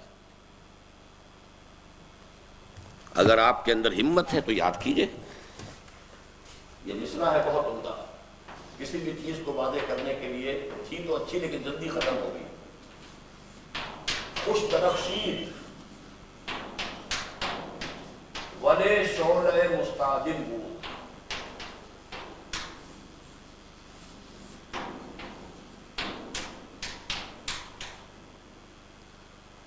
خوش درخشید، خوب درخشاں ہوا تھا، خوب چمکا تھا۔ خوش درخشید، درخشاں چمکنا، بہت عمدہ چمکا تھا، خوب درخشاں ہوا تھا، ولے لیکن شعلہ مستعجل بود، وہ ایک ایسے شعلے کے مانند ثابت ہوا کہ جو جلد ہی بجھ گیا۔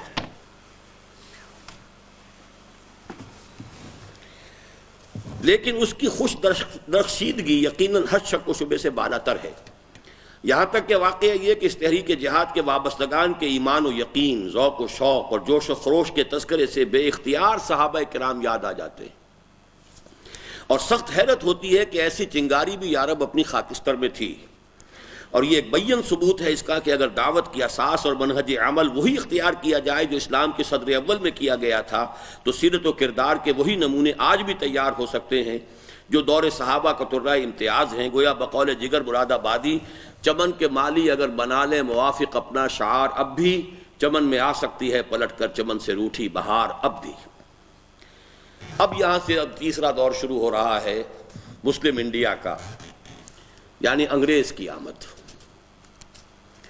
پھر ذہن میں تازہ کر لیں، پہلا دور 712 عیسوی سے شروع ہوا، محمد بن ابن قاسم کے ذریعے سے موجودہ پاکستان کا جنوبی نصف جگمگا اٹھا۔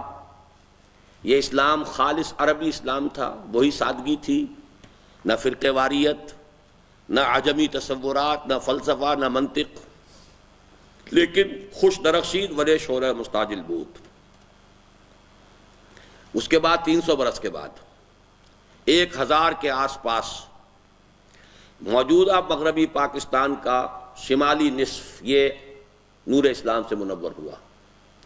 اس دوران میں صرف ہندوستان کے مغربی ساحل، جنوب مغربی ساحل کے اوپر اسلام کا ترشح ہوتا رہا عرب تاجروں کے ذریعے سے۔ اس میں ایک بات نوٹ کر لیجئے کہ اسی لیے وہاں شافعی ملیں گے آپ کو، حنفی نہیں ملیں گے۔ حنفی اسلام تو آیا ہے شمال مغرب سے، بعد میں 300 برس بعد۔ یہ جو دوران میں پھوار جو پڑتی رہی تھی، یہ شافعی عرب تاجر تھے، عربوں میں آپ کو ملیں گے یا حنبلی یا شافعی۔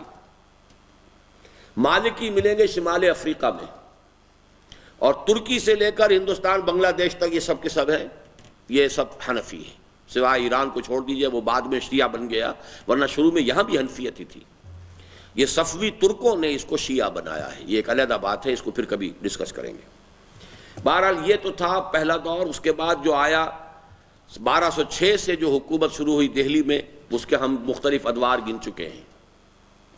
اس میں پھر ایک وہ جو اسلام آیا تھا وہ خالص حنفی تھا، اور وجودی تصوف، دونوں چیزیں اس کے اندر ملی ہوئی تھیں۔ اس کے بعد ہمایوں کے زمانے میں شیعیت آ گئی۔ اب جب انگریز آئے تو 2 بلائیں اور آئیں۔ وہ بلائیں آپ سمجھ لیجئے، وہ بلائیں کون سی ہیں جو آج بھی ہمارے معاشرے کے اندر بہت موجود ہیں۔ اس کا شرجۂ نسب آپ کو سمجھنا چاہیے، روٹس کہاں ہیں۔ ہندوستان میں انگریز کے باقاعدہ عسکری تسلط کا آغاز تو 1757 میں جنگ پلاسی کے نتیجے میں گویا شاہ ولی اللہ دہلوی کی زندگی ہی میں ان کی وفات سے 6 سال قبل ہو گیا تھا۔ اب انڈیا کا نقشہ پھر وہ ذہن میں رکھیے کہ یہ ہندوستان میں جو انگریز آیا ہے وہ بالکل برعکس راستے سے آیا۔ مٹانا بھائی اس کو۔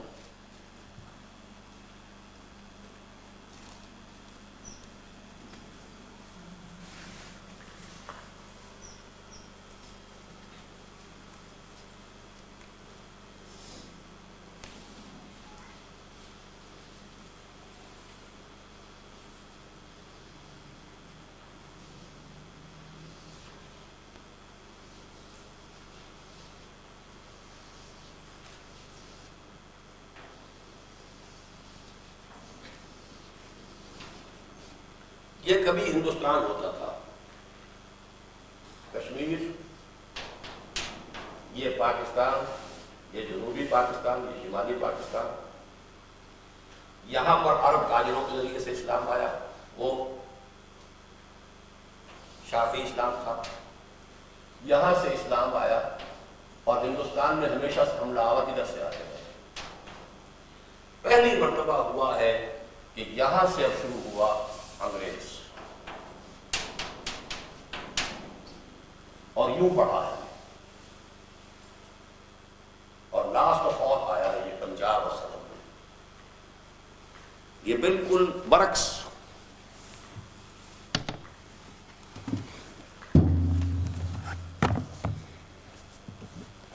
سترہ سو 57 میں پلاسی کی جنگ ہوئی، لارڈ کلائیو، سراج الدولہ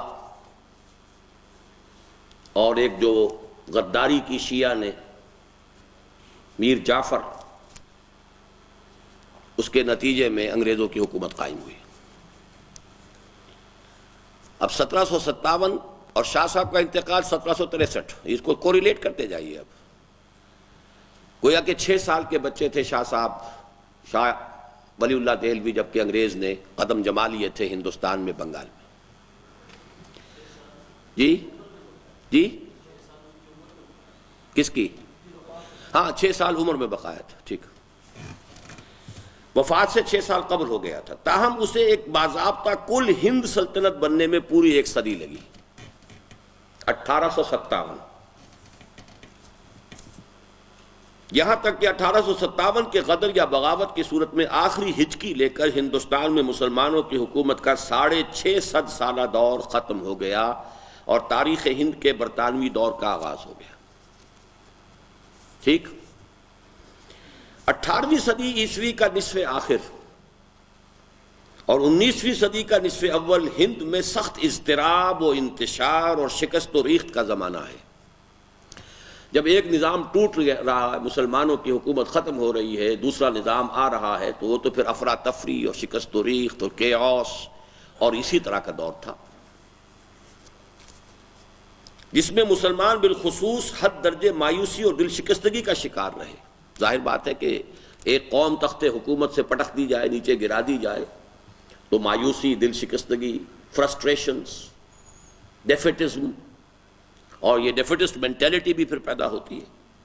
مایوسی کے اس غلبے میں جبکہ حالت یہ ہوتی ہے کہ آرزو اول تو پیدا ہو نہیں سکتی، کہیں اور ہو جائے تو مر جاتی ہے یا رہتی ہے خام، ظاہر ہے کہ تحریک شہیدین ایسی پرعزیمت دعوت کا پنپنا اور کامیاب ہونا آسان نہ تھا۔ اٹھ تو گئی وہ دعوت، لیکن اس کی کامیابی آسان نہیں تھی، اس لیے کہ ماحول پر تو دل شکستگی طاری ہے، فرسٹریشن ہے، مایوسی ہے، بددلی ہے، اور اخلاقی زوال انتہا کو پہنچا ہوا تھا، اختلاف اور افتراق تھا، طوائف الملوکی تھی، تبھی تو انگریز فتح کرتا چلا آیا۔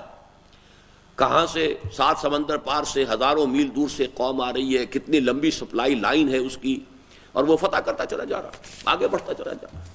تو ان حالات میں ظاہر بات ہے کہ وہ خوش درخشید ولے شعلہ مستعجل بود ہی ہو سکتا تھا کہ دعوت تو اٹھ کھڑی ہوئی لیکن وہ پنپ نہیں سکتی تھی۔ چنانچہ یہی ہوا کہ 1831 میں شہیدین نے بقا کو خون غلطیدن کی روش اختیار کر لی۔ شہیدین یعنی 2 شہید، سید احمد بریلوی رحمۃ اللہ علیہ اور شاہ اسماعیل شہید رحمۃ اللہ علیہ، اور اپنے بہت سے رفقا کے ساتھ جام شہادت نوش کر لیا، اور اس طرح بالا کوٹ کی فضاؤں میں دعوت ولی اللہ کی یہ پہلی صدائے بازگشت دم توڑ گئی۔ اور بعد میں اگرچہ مجاہدین مسلسل من اثر نو جلوہ دہم دار و رسن را، یہ کیا سمجھ میں آ گیا؟ یہ کیا ہے؟ فارسی نہیں آتی بالکل؟ آپ لوگوں کو پڑھائی نہیں فارسی کچھ بھی نہیں؟ من اثر نو کون سا لفظ اردو میں نہیں ہے؟ من کو نہیں جانتے آپ؟ میں اثر نو نئے سرے سے، جلوہ دہم جلوہ دوں گا، دار و رسن را، دار و رسن پھانسی کا تختہ اور اس کی رسی، پھانسی پر چڑھ جانا، جیسے کہ انا الحق کہہ کر کبھی جو منصور تھا وہ پھانسی چڑھ گیا تھا، ایسے ہی من اثر نو جلوہ دہم دار و رسن را پر عمل پیرا رہے۔ اور ان کی مسائی اس لیے کہ اس کے بعد جو ہے یہ کالا پانی اور مولانا جعفر تھانیسری اور ان کی جو تحریکیں چلیں اور ان کو پکڑ پکڑ کر اور انگریزوں نے جو ہے وہ انڈمان جزائر کالا پانی کے اندر پھینکا، بہت سے مسلمانوں کو جو بہار کے تھے خاص طور پر بہت پرجوش تھے، انہیں جہازوں میں بھر بھر کر لے جا کر جو ہے وہ ویسٹ انڈیز اصل میں جو وہاں پر جو اب بھی مسلمان ملتے ہیں وہ سب کے سب بہاری ہیں، یہاں سے لا کے وہاں پہ پھینک دیا جزیروں کے اندر ان کو۔ اب بھی وہ کہتے ہیں کبھی کبھی ہاں ہمارا پردادا تھا وہ قرآن پڑھتا تھا، اس کے پاس کچھ تھا، جیسے یہاں پہ یہ تو 70 برس کی بات ہے جو روس کے اندر جو ہے جو برین واشنگ ہوئی ہے، تو وہاں تو اب یہ کئی 100 برس کی بات ہے، اس لیے انہیں یاد آتا بیار کوئی بیار کا نام لیتے تھے، وہ بیار انہیں پتہ نہیں کہ بہار ہے، صوبہ ہندوستان کا صوبہ بہار، اور یہ گویا کہ بغاوت اس کی گھٹی میں پڑی ہوئی تھی۔ شہیدین کی تحریک کے بہت سے اثرات بعد میں وہاں جمع ہوئے۔ عظیم آباد جو پٹنہ کا پرانا نام تھا وہ اس بغاوت کا بہت بڑا مرکز بن گیا تھا۔ تو بہرحال یہ باتیں اب میں اور کیا پڑھاؤں گا آپ کو، میں سمجھ میں تو نہیں آ رہا ہے کہ ساری چیزیں آپ سمجھیں گے نہیں تو پتہ کیا ہوگا کہ اس ہندوستان کی تاریخ کیا ہے، پیچھے ہے کیا، ہم کن روایات کے امین ہیں، ہمارے پیچھے کتنی درخشاں روایات ہیں۔ کبھی یہ نوجوان مسلم تدبر بھی کیا تو نے، وہ کیا گردوں تھا تو جس کا ایک ٹوٹا ہوا تارا۔ تو تحریک شہیدین پر 3 والیومز لکھے ہیں مولانا غلام رسول مہر نے، 3 والیومز، تحریک مجاہدین اور اس طرح سے 3 نام مختلف ہیں اس کے، لیکن یہ کہ بہت ہمت ہو تو پڑھیے ان چیزوں کو۔ تو علماء اس کے بعد بھی اگرچہ بہت سے جو ہیں لوگ وہ جہاد کا قلقلہ بلند کرتے رہے، لیکن بہرحال 1831 میں یہ تحریک ختم ہو گئی تھی، اور ان کی مسائی کا سلسلہ بالآخر ریشمی رومالوں کی تحریک تک ممتد ہوا۔ یہ اس صدی کے آغاز میں شیخ الہند مولانا محمود حسن دیوبندی اسیر مالٹا کی ریشمی رومال کی تحریک، کہ جس کے ذریعے سے انگریزوں کے خلاف بغاوت کرنی مقصود تھی، لیکن وہ عین وقت کے اوپر پکڑی گئی، اور پھر بہت سے لوگ جو ہیں وہ پھانسی چڑھائے گئے، بہت سے لوگ جو ہیں وہ جلا وطن کیے گئے۔ اسی میں پھر شیخ الہند جو ہیں وہ بھی گرفتار کر کے اور وہ پھر مالٹا میں اسیر رکھے گئے۔ اسی کی وجہ سے مولانا عبید اللہ سندھی جو ہے افغانستان سے بھاگ کر روس پہنچ گئے تھے، لیکن ظاہر ہے کہ ان کا کوئی نتیجہ برآمد نہ ہو سکا، اور ہندوستان میں انگریز کا اقتدار اور قبضہ دن بدن مستحکم ہوتا چلا گیا۔ اب ہمیں غور کرنا ہے کہ اس ہندوستان کی سرزمین میں انگریزوں کے آنے کے بعد کے کیا حالات ہوئے، اور اس میں جیسا کہ ابھی آپ پڑھ لیں گے دو مختلف گوشے ہیں۔ انگریز کی آمد کے بعد پولیٹیکل ڈیولپمنٹس کیا ہوئی، یہ ایک علیحدہ داستان ہے، لیکن یہاں اس کتاب کے مضمون کے حوالے سے ہمیں جو علمی اور خاص طور پر قرآن کے معاملے میں جو کچھ ہوا، مذہبی میدان میں جو کچھ ہوا، اس کا جائزہ ہم لیں گے۔ چنانچہ اس کتاب کے فوراً بعد پہلے میں آپ کو اسلام اور پاکستان نامی اپنی کتاب کے کچھ حصے پڑھاؤں گا کہ جس میں پھر سیاسی طور پر انگریز کی آمد کے بعد یہاں کا جو نقشہ بدلا ہے اور جو نئے مسائل پیدا ہوئے ہیں اور ہندو مسلم کشمکش کا آغاز ہوا ہے، اس کا پورا بیک گراؤنڈ ہسٹوریکل آپ کے سامنے آ جائے کہ اس کے کیا کیا فیکٹرز تھے۔ That's a political back ground. یہ پولیٹیکل نہیں، یہاں پر ہم اس کا جائزہ لیں گے صرف علمی اعتبار سے اور دینی مذہبی اعتبار سے۔ برطانوی دور میں مسلمانان ہند زندگی اور موت کی جس کشمکش سے مسلسل دوچار رہے، اس کے متعدد پہلو تھے، خالص دینی و مذہبی بھی، علمی و فکری بھی، سماجی و مجلسی بھی، اور قومی و سیاسی بھی۔ اب یہاں تو میں نے 4 گنوا دیے 2 کی بجائے، دینی و مذہبی، علمی و فکری، سماجی و مجلسی، سوشل۔ اب سوشل میں یہ ہے کہ کھڑے ہو کر جو ہے کھانا کھایا جا رہا ہے۔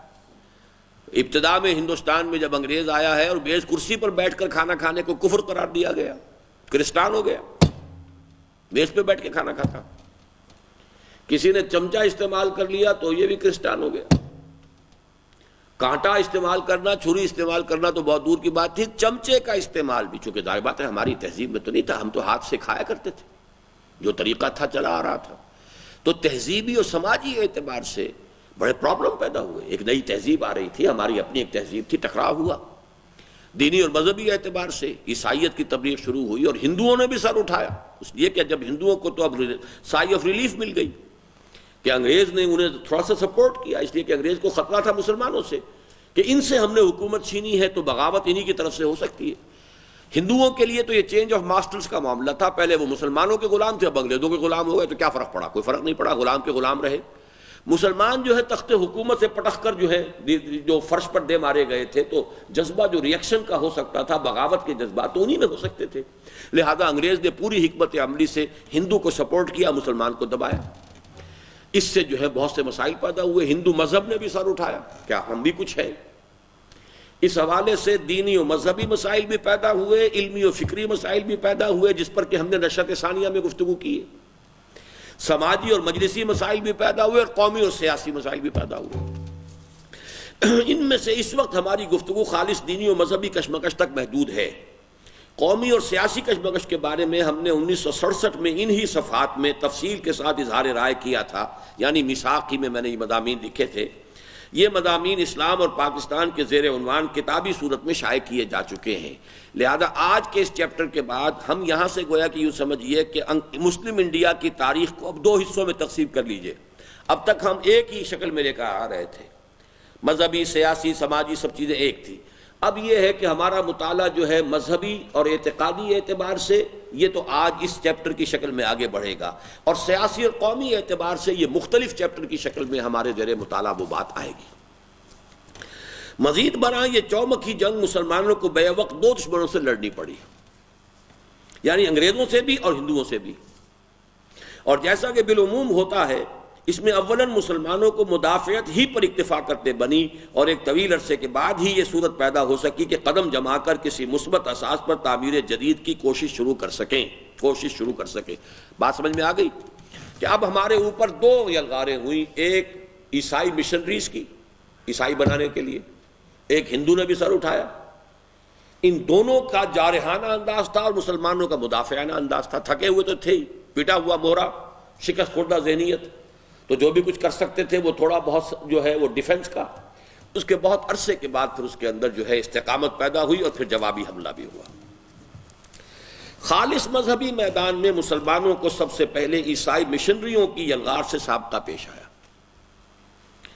1826 میں Heber, Lord Bishop of Calcutta نے براہ دہلی، بمبئی تک پورے ہندوستان کا دورہ کرنے کے بعد اعلان کیا کہ ہم نے اچھی طرح دیکھ لیا ہے کہ مسلمانان ہند میں نہ کوئی مذہبی جذبہ باقی رہا ہے، نہ سیاسی قوت، لہذا عیسائیوں کو کھل کر اپنے مذہب کی تبلیغ کرنی چاہیے۔ یہ ہے Heber, Lord Bishop of Calcutta, 1826۔ اس نے سفر کیا کلکتے سے دلی، دلی سے بامبے، گویا کہ تقریباً پورا ہندوستان دیکھ لیا۔ اس کے بعد اس نے ڈکلیئر کیا کہ ہم نے خوب جائزہ لے لیا، مسلمانوں میں جان نہیں ہے، لہذا اب عیسائی مشنریز کو کھل کر پوری قوت کے ساتھ اپنی تبلیغ کرنی چاہیے، لہذا عیسائیوں کو کھل کر اپنے مذہب کی تبلیغ کرنی چاہیے۔ چنانچہ عیسائی پادری چاروں طرف سے ٹوٹ پڑے اور نوبت بہیجا رسید کہ جامع مسجد دہلی کی سیڑھیوں پر بھی عیسائیت کی تبلیغ ہونے لگی۔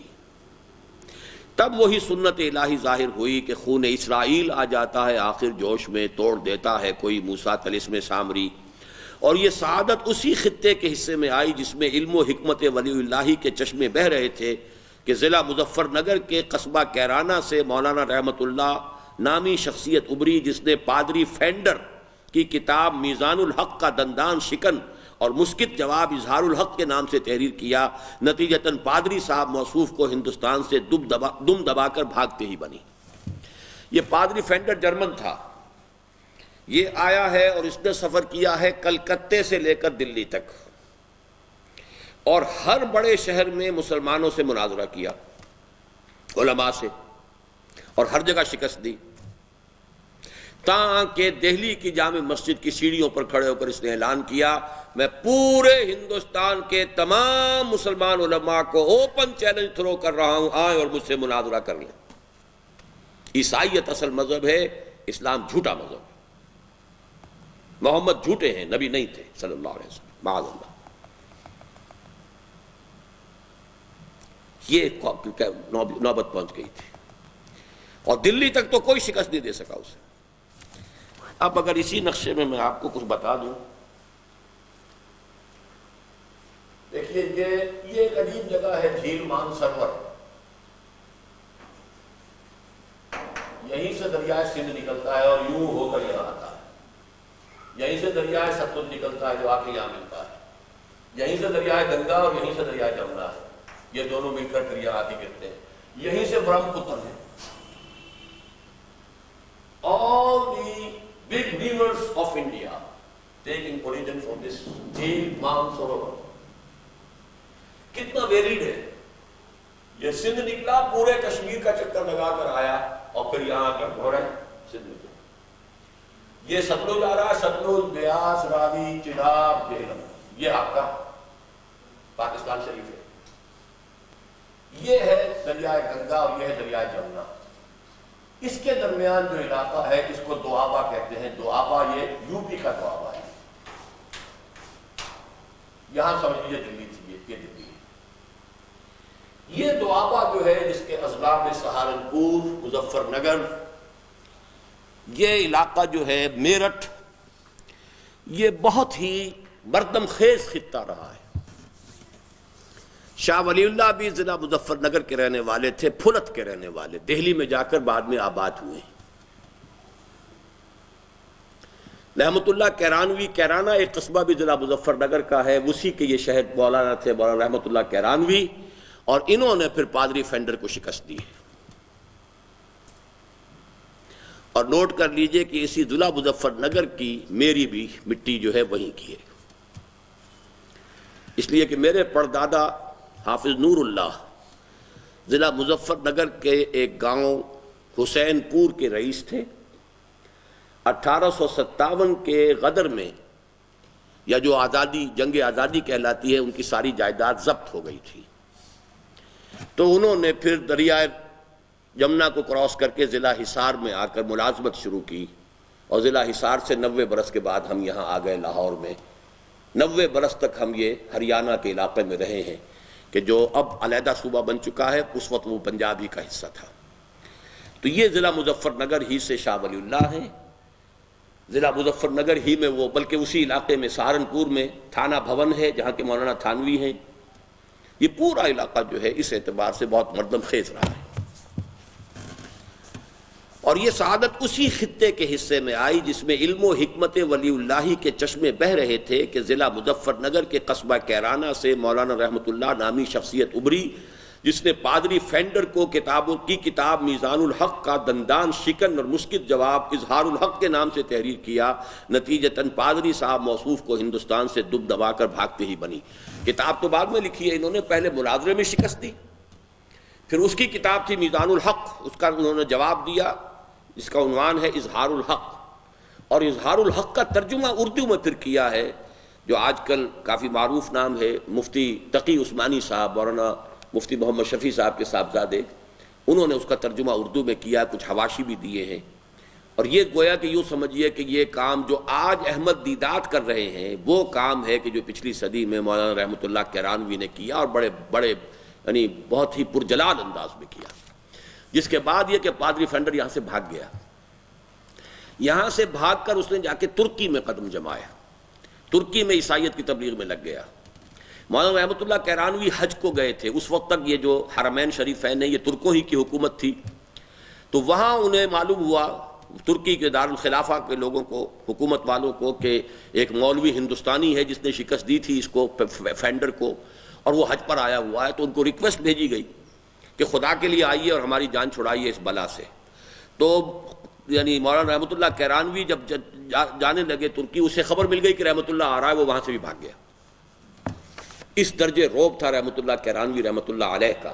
اور رحمۃ اللہ کیرانوی رحمۃ اللہ علیہ نے پھر مکے میں مدرسہ قائم کیا جس کا نام مدرسہ سولتیہ ہے، اور سولتیہ اصل میں نام پر ہے سولت جہاں بیگم کے، پیسہ خرچ کیا تھا اس کے لیے، چندہ دیا تھا سولت جہاں بیگم، ایک رئیسہ تھیں بنگال کی، لیکن اصل میں اس کے قائم کرنے والے جو ہیں وہ مولانا رحمۃ اللہ کیرانوی ہیں، اور اسی مدرسہ سولتیہ کے اندر ان کی قبر ہے، وہیں وہ دفن ہے۔ بہرحال یہ کتاب جو ہے، اب میزان الحق کا جو جواب دیا تھا، اظہار الحق کے نامی کتاب، اس کا ترجمہ اب اردو میں ملتا ہے، بائبل سے قرآن تک، اور یہ ترجمہ کیا ہے اور کچھ حواشی مفید اس میں اضافہ کیے ہیں مفتی تقی عثمانی صاحب نے۔ اور پھر جب اس نے اپنی سرگرمیوں کا مرکز ترکی کو بنایا اور وہاں کے علماء کا ناک میں دم کر دیا، اور وہاں سے طلبی پر مولانا رحمۃ اللہ کیرانوی ترکی پہنچے، تو وہاں سے بھی 9-2-11 ہو گیا۔ مباحثے اور مناظرے میں شکست فاش کا نتیجہ یہ نکلا کہ بعد میں ہندوستان میں عیسائیت کی تبلیغ کھلے میدان میں خم ٹھونک کر کبھی نہ کی جا سکی، اور اس کی واحد ممکن صورت صرف یہ رہ گئی کہ پسماندہ طبقات کی تالیف قلب کے ذریعے کچھ لوگوں کے ناموں کے آگے چپکے سے مسیح کا لاحقہ چسپاں کروا دے، اور بس۔ اہل علم طبقے کو چیلنج نہیں کرتے، وہ کبھی مسلمانوں کے اونچے طبقات کو تبلیغ نہیں کرتے، وہ تو صرف یہ ہے کہ انہوں نے جو مشنری کالجز کھولے تو اس کے بارے میں ان کا کہنا یہ ہے کہ جو مسلمان ہمارے کالجوں میں آ کر پڑھے ہیں، ہم انہیں عیسائی تو نہیں بنا سکے لیکن مسلمان بھی نہیں چھوڑا ہم نے انہیں۔ یہ بات تو صحیح ہے، لیکن باقاعدہ کنورشن نہیں ہو سکی۔ کنورشن تو یہی ہے، چوڑے ہیں، چمار ہیں، مسلی ہیں، بیچارے بہت ہی پسماندہ ہیں، دبے ہوئے ہیں، پسے ہوئے ہیں، اب انہیں دودھ کے کچھ ڈبے دے دیے، کوئی بسکٹ پہنچا دیے، کچھ گھی کے ڈبے دے دیے، کوئی مدرسہ کہیں کھول دیا، ان کے بچے پڑھ گئے، وہی جو ہیں کہ جو شاید جھاڑو ان کے ہاتھ میں ہوتی اور گھروں کے اندر وہ جو ہے وہ صاف کر رہی ہوتی، وہ اب بن گئی نرسیں بن گئیں۔ تو اب وہ ظاہر بات ہے کہ ان کو تو ایک جو اپلفٹ ملی ہے، تو یہ در حقیقت عیسائیت کی تبلیغ پھر اب اس انداز سے ہوئی۔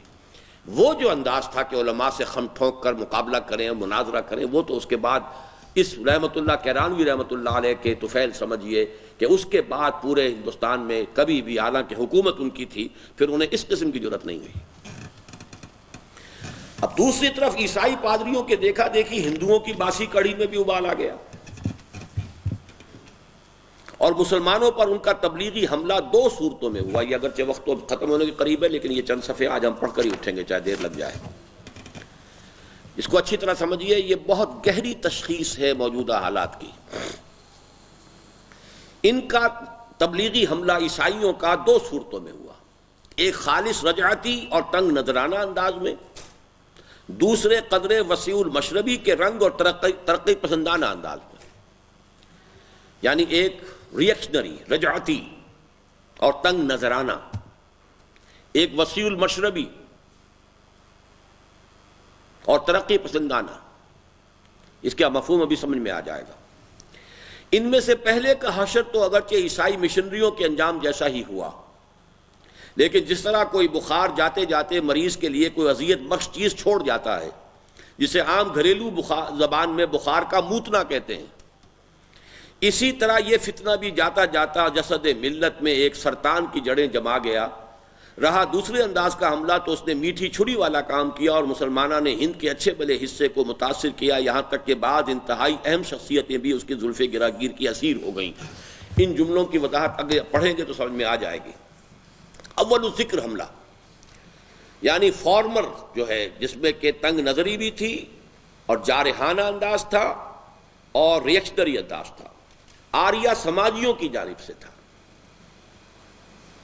آریہ سماج قائم ہوا 1865۔ سوامی دیانند سرسوتی، جس کو عام طور پر لوگ سرسوتی پڑھ لیتے ہیں، یہ اس کے بانی ہے، دیانند سرسوتی۔ اس شخص نے ستیارت پرکاش لکھی،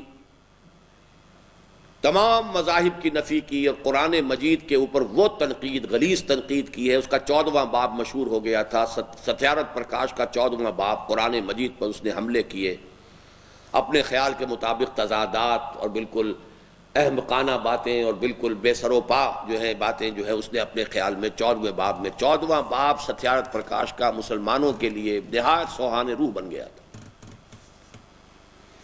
اول ذکر حملہ آریہ سماجیوں کی جانب سے تھا، جنہوں نے 1865 ہی کے لگ بھگ مسلمانوں کو للکارنا شروع کر دیا تھا، اور 1875 میں سوامی دیانند سرسوتی کی تصنیف ستیارت پرکاش کی اشاعت سے تو گویا یہ فتنہ عروج کو پہنچ گیا تھا۔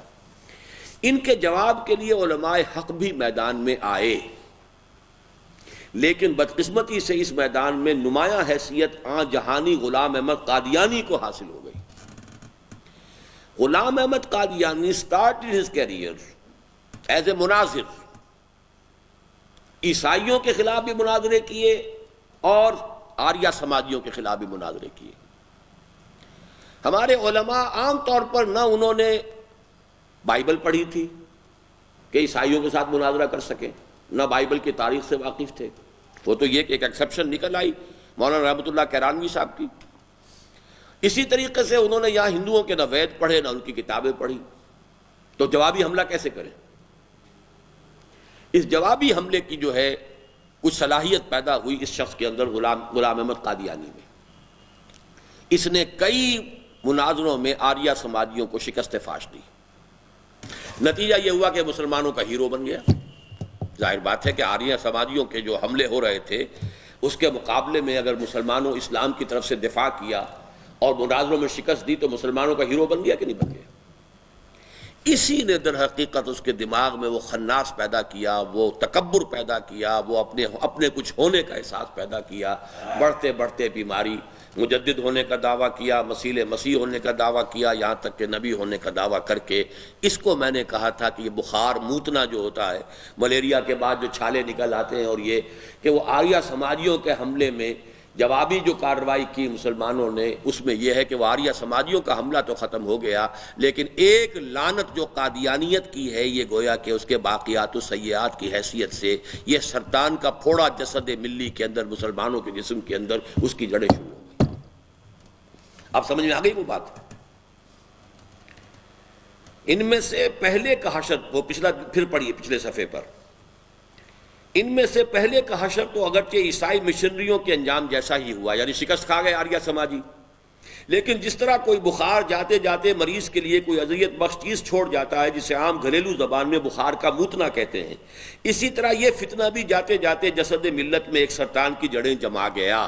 اور اس کی شرح یہ ہے کہ اول ذکر حملہ آریہ سماجیوں کی جانب سے تھا، جنہوں نے 1865 ہی کے لگ بھگ مسلمانوں کو للکارنا شروع کر دیا تھا، اور 1875 میں سوامی دیانند سرسوتی کی تصنیف ستیارت پرکاش کی اشاعت سے گویا یہ فتنہ عروج کو پہنچ گیا تھا۔ ان کے جواب کے لیے علماء حق بھی میدان میں آئے، لیکن بدقسمتی سے اس میدان میں نمایاں حیثیت جہانی غلام احمد قادیانی کو حاصل ہو گئی، جس نے 1883 میں اپنی تالیف سرمہ چشم آریہ ہی کے ذریعے وہ حد العزیزی حاصل کی تھی جو اس کے ظرف سے بہت زیادہ ہونے کے باعث چھلک پڑی، نتیجتاً وہ خود بھی گمراہ ہوا اور دوسرے سینکڑوں اور ہزاروں کو بھی گمراہ کر گیا۔ کسی قوم کا محبوب بن جانا، آنکھوں کا تارا بن جانا، یہ بھی ایک بہت بڑا فتنہ ہوتا ہے کہ اگر انسان کا ظرف نہ ہو کہ اس کو اپنے اندر ہضم کر سکے تو پھر وہ دعوے کرنے شروع کر دیتا ہے۔ جیسے کہ شراب میں انسان بہک جاتا ہے، وہ بہکنا شروع ہوا اور بہکتے بہکتے یہاں تک کہ اس نے نبوت کا دعویٰ کر دیا۔ تو یہ تو پہلا حملہ تھا ریئیکشنری انداز کا، یعنی اسلام کو غلط ثابت کر کے اور اس کے خلاف حملہ کرنا۔ دوسرا حملہ کیا تھا جو وسیع المشربی کے انداز میں تھا؟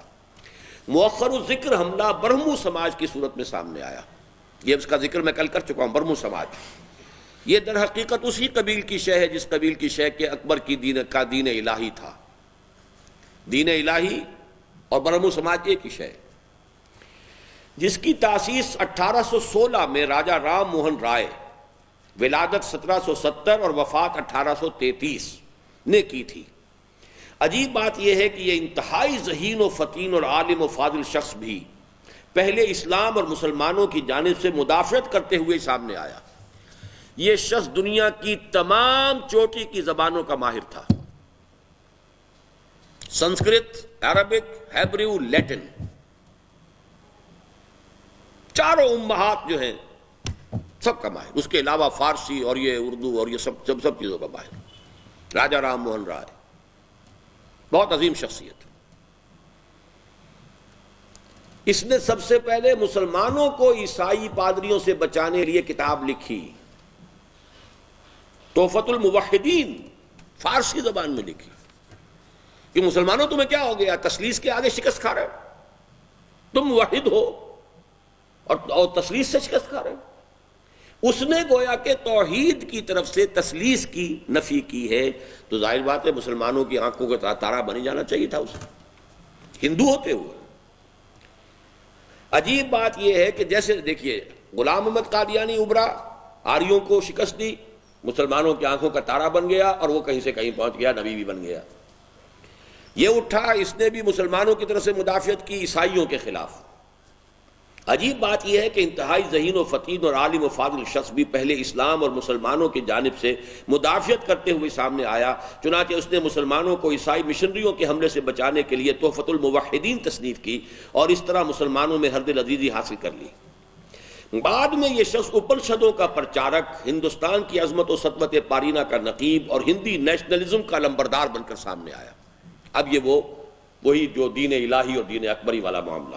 برہمو سماج، جیسا کہ میں نے کہا تھا نا کہ مجلس ایزدی، دین الہی یعنی اللہ کی طرف منسوب کرو صرف اپنے آپ کو، محمد، موسیٰ، عیسیٰ ان کو بھول جاؤ، کرشن ونشن سب کو بھول جاؤ، تو تب ایک ہو جاؤ گے، اللہ تو ایک ہے۔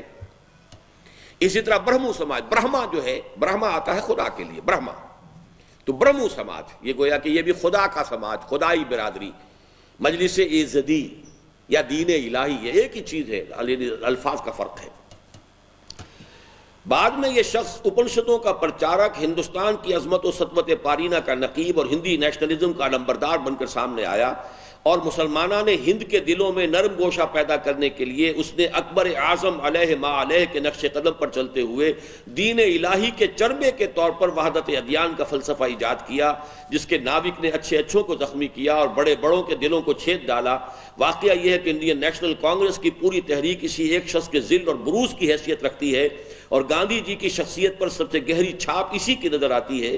عجیب مماثلت ہے کہ جس طرح راجہ جی نے اسلام اور مسلمانوں کی مدافعت میں تحفۃ الموحدین تعریف کی، اسی طرح گاندھی جی نے مسلمانوں کی تالیف قلب کے لیے تحریک خلافت میں شمولیت اختیار کی اور وحدت ادیان کے فلسفے کو اتنا اچھالا کہ مولانا ابوالکلام آزاد مرحوم جیسی عظیم اور نابغہ شخصیت بھی اس کی زلف گراگیر کی اسیر ہو گئی۔ ناوک نے تیرے سید نہ چھوڑا زمانے میں، وحدت ادیان کا فلسفہ، اور یہ کہ چھوڑو کیا فرق پڑتا ہے۔ وہ پرارتھنا ہو رہی ہے گاندھی جی کی، اس میں قرآن بھی پڑھا جا رہا ہے، گیتا کے اشلوک بھی ہیں، گرنتھ صاحب بھی ہیں، اپنشد بھی ہیں، انجیل سے بھی کچھ پڑھ لیا ہے، سب ایک ہیں، سب کو ایک سمجھو، ہم ایک قوم ہیں، ہندوستانی قوم ہے، ہندی نیشنلزم، انڈین نیشنلزم۔ تو ذہن میں رکھیے اکبر، اور اکبر کے ساتھ ابو الفضل اور فیضی، یہاں گاندھی اور گاندھی کے پیچھے راجہ رام موہن رائے کی شخصیت، اور مسلمانوں میں سے پھر ابوالکلام آزاد، ایک جینیس۔ یہ شخصیتوں کا پس منظر کیا ہے، ان نظریات کے ابھرنے کی اصل سبب کیا ہے، کیوں کسی کو ہرد العزیز حاصل ہوئی، کیسے ابھرا؟ مسلمانوں نے ہند کی مثبت احیائی مساعی کا آغاز دراصل 20ویں صدی کی ابتدا سے ہوا۔ یہ مساعی قومی اور ملی سطح پر اور خالص سیاسی میدان میں بھی ہوئیں اور علمی و فکری سطح پر بھی۔ ہم مختلف مواقع پر اس احیائی عمل کے مختلف پہلوؤں پر اظہار رائے کر چکے ہیں، چنانچہ نشرت ثانیہ میں بھی آ چکی ہے بات۔ آج ہمیں اس ہمہ جہتی عمل کے اس پہلو پر روشنی ڈالنی ہے جو ہمارے نزدیک خالص تجدید و احیاء دین اور ٹھیٹھ اسلام کی نشرت ثانیہ کے اعتبار سے اہم ترین ہے، اور وہ یہ کہ بحمد اللہ نگاہوں کا ارتکاز رفتہ رفتہ قرآن مجید پر ہوتا جا رہا ہے، اور امت مسلمہ جو کلام اللہ سے بالکل بیگانہ ہو گئی تھی دوبارہ اس کی طرف متوجہ ہو رہی ہے۔ اس عمل کا آغاز جیسا کہ عرض کیا جا چکا ہے 18ویں صدی میں شاہ ولی اللہ دہلوی نے قرآن مجید کے فارسی ترجمے اور الفوظ الکبیر فی اصول التفسیر کی تالیف سے کیا۔ 19ویں صدی کے آغاز میں ان کے دو صاحبزادوں شاہ رفیع الدین اور شاہ عبد القادر کے علی ترتیب لفظی با محاورہ ترجمے اردو ترجمے شائع ہوئے۔ شاہ رفیع الدین صاحب کا 1805 میں اور شاہ عبد القادر صاحب کا 1810 میں۔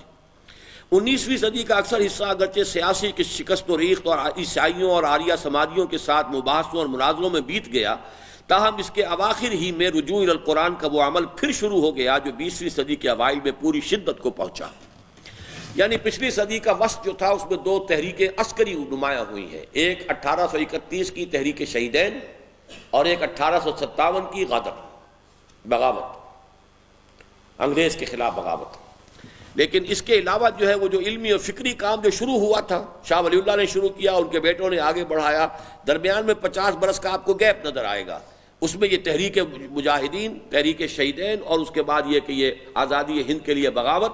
اس کے بعد پھر جب انگریز پوری طرح سیٹل ہو گیا اور معلوم ہوا کہ اب یہ تو گدی پر بیٹھ گیا ہے اور پکا ہے، اور جب کسی انگریز نے یہ بھی کہا تھا will you be governed by sword اور بائی پین، اب اس نے تلوار کی بجائے قلم سے حکومت شروع کی، قانون کی حکومت، تہذیب کے اندر، تمدن میں، نظام تعلیم کو بدلا، عربی کو ختم کیا، فارسی کا گلا گھونٹا، انگریزی زبان کو رائج کیا، جس کا نتیجہ آج یہ ہے کہ ہماری بہترین دماغ جو ہیں وہ عربی کا ایک لفظ نہیں جانتے، فارسی کا ایک لفظ نہیں جانتے، انگریزی ایسی جانتے ہیں کہ انگریزوں کو پڑھا دیں۔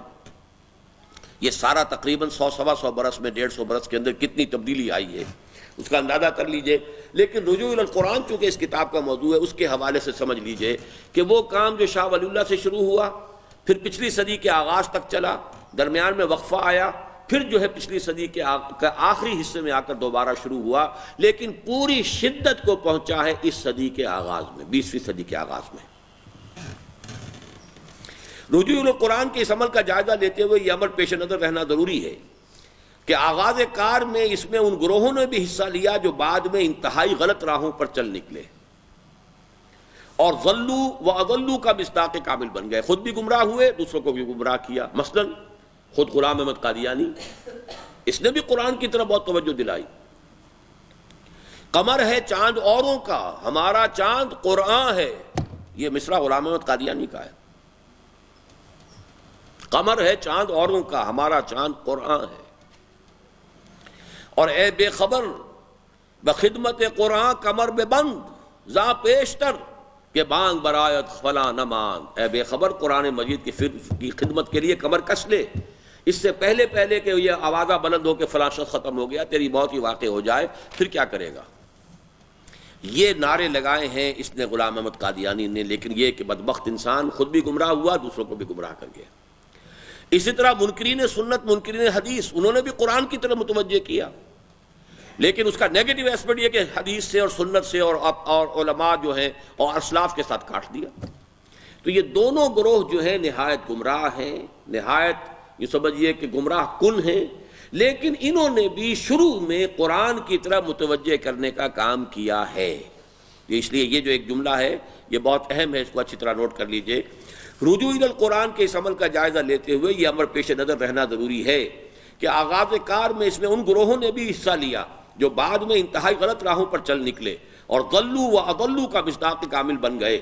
ان میں وہ بھی ہیں جو ضلوا ضلالا بعیدا کی اس حد کو پہنچ گئے کہ امت کو مجبوراً ان کا تعلق اپنے سے منقطع کرنا پڑا، جیسے قادیانی، اور وہ بھی جن کی یا تو گمراہی اس درجے کی نہ تھی یا اہمیت اتنی نہ تھی کہ یہ انتہائی قدم اٹھایا جاتا، جیسے چکڑالوی اور پرویزی۔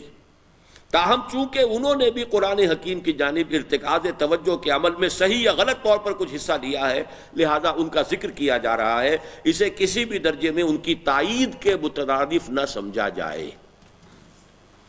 یعنی یہ کہ ڈی فیکٹو ایک پوزیشن ہے کہ انہوں نے بھی کچھ لوگوں کو قرآن مجید کے پڑھنے کی طرف جو ہے وہ راجع کیا ہے، رجوع ادھر کیا ہے ان کا، لیکن یہ کہ بہرحال پھر وہ اس کو گمراہی کی طرف لے گئے۔ ایسا ایک شخص ہے جو آج کل کراچی کے اندر کام کر رہا ہے، کیا نام ہے اس کا؟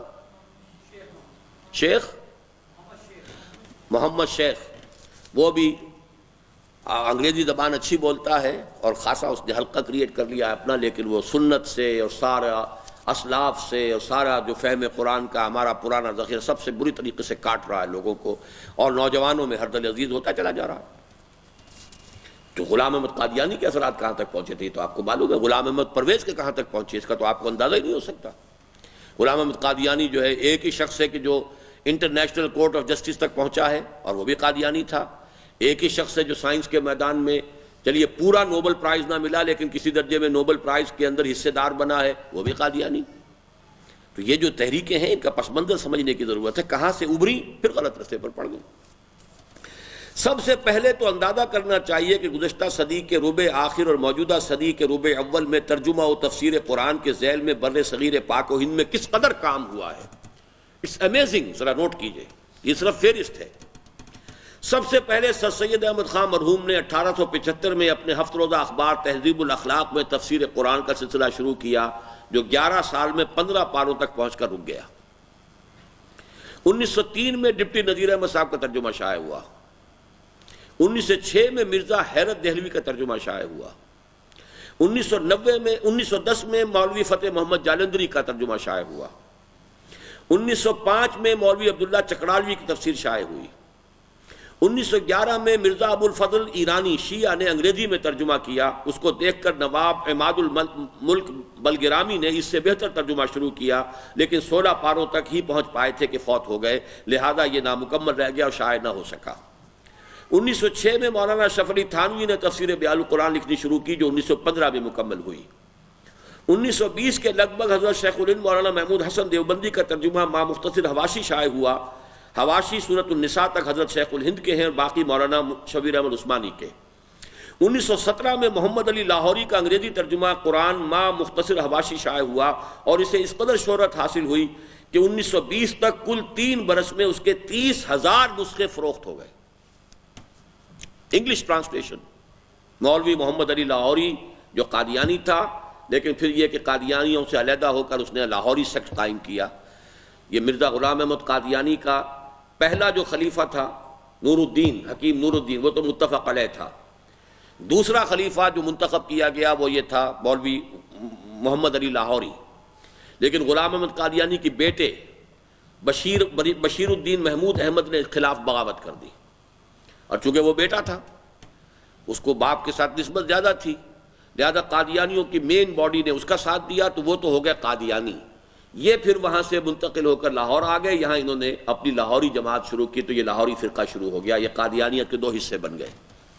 پھر وہ قادیانی منتقل ہو کر ربوہ میں پہنچ گئے۔ اب ہمارے ہاں ربوائی قادیانی ہے اور لاہوری قادیانی ہے، تو یہ ہے گویا کہ ان کی تاریخ۔ ان میں یہ ہے مولوی محمد علی لاہوری جو لاہوری جماعت کا بانی ہے، اور ویسے یہ کہ غلام احمد قادیانی کا یہ خلیفہ نمبر 2 منتخب ہوا تھا، لیکن اس کے خلاف بغاوت کی غلام احمد قادیانی کے بیٹے بشیر الدین محمود احمد نے، نتیجتاً اسے اس جماعت سے نکل کر اپنی جماعت علیحدہ بنانی پڑی۔ لیکن اندازہ کیجئے کہ اس کے 30,000 نسخے 3 سال میں فروخت ہوئے۔ 1922 میں مولوی محمد علی لاہوری کی اردو تفسیر شائع ہوئی اور اس کا نام بھی بیان القرآن ہے۔ ظاہر ہے کہ یہ فہرست کسی طرح بھی مکمل نہیں کہلا سکتی، تاہم اس سے بخوبی اندازہ ہو جاتا ہے کہ قرآن مجید کے ساتھ اعتناء و التفات کا ایک سلسلہ گزشتہ صدی کے اواخر سے شروع ہو گیا تھا، اور اس صدی کے ربع اول کے ختم ہونے تک خاصی دلچسپی مسلمانان ہند کو قرآن حکیم اور اس کے علوم و معارف کے ساتھ پیدا ہو چکی تھی۔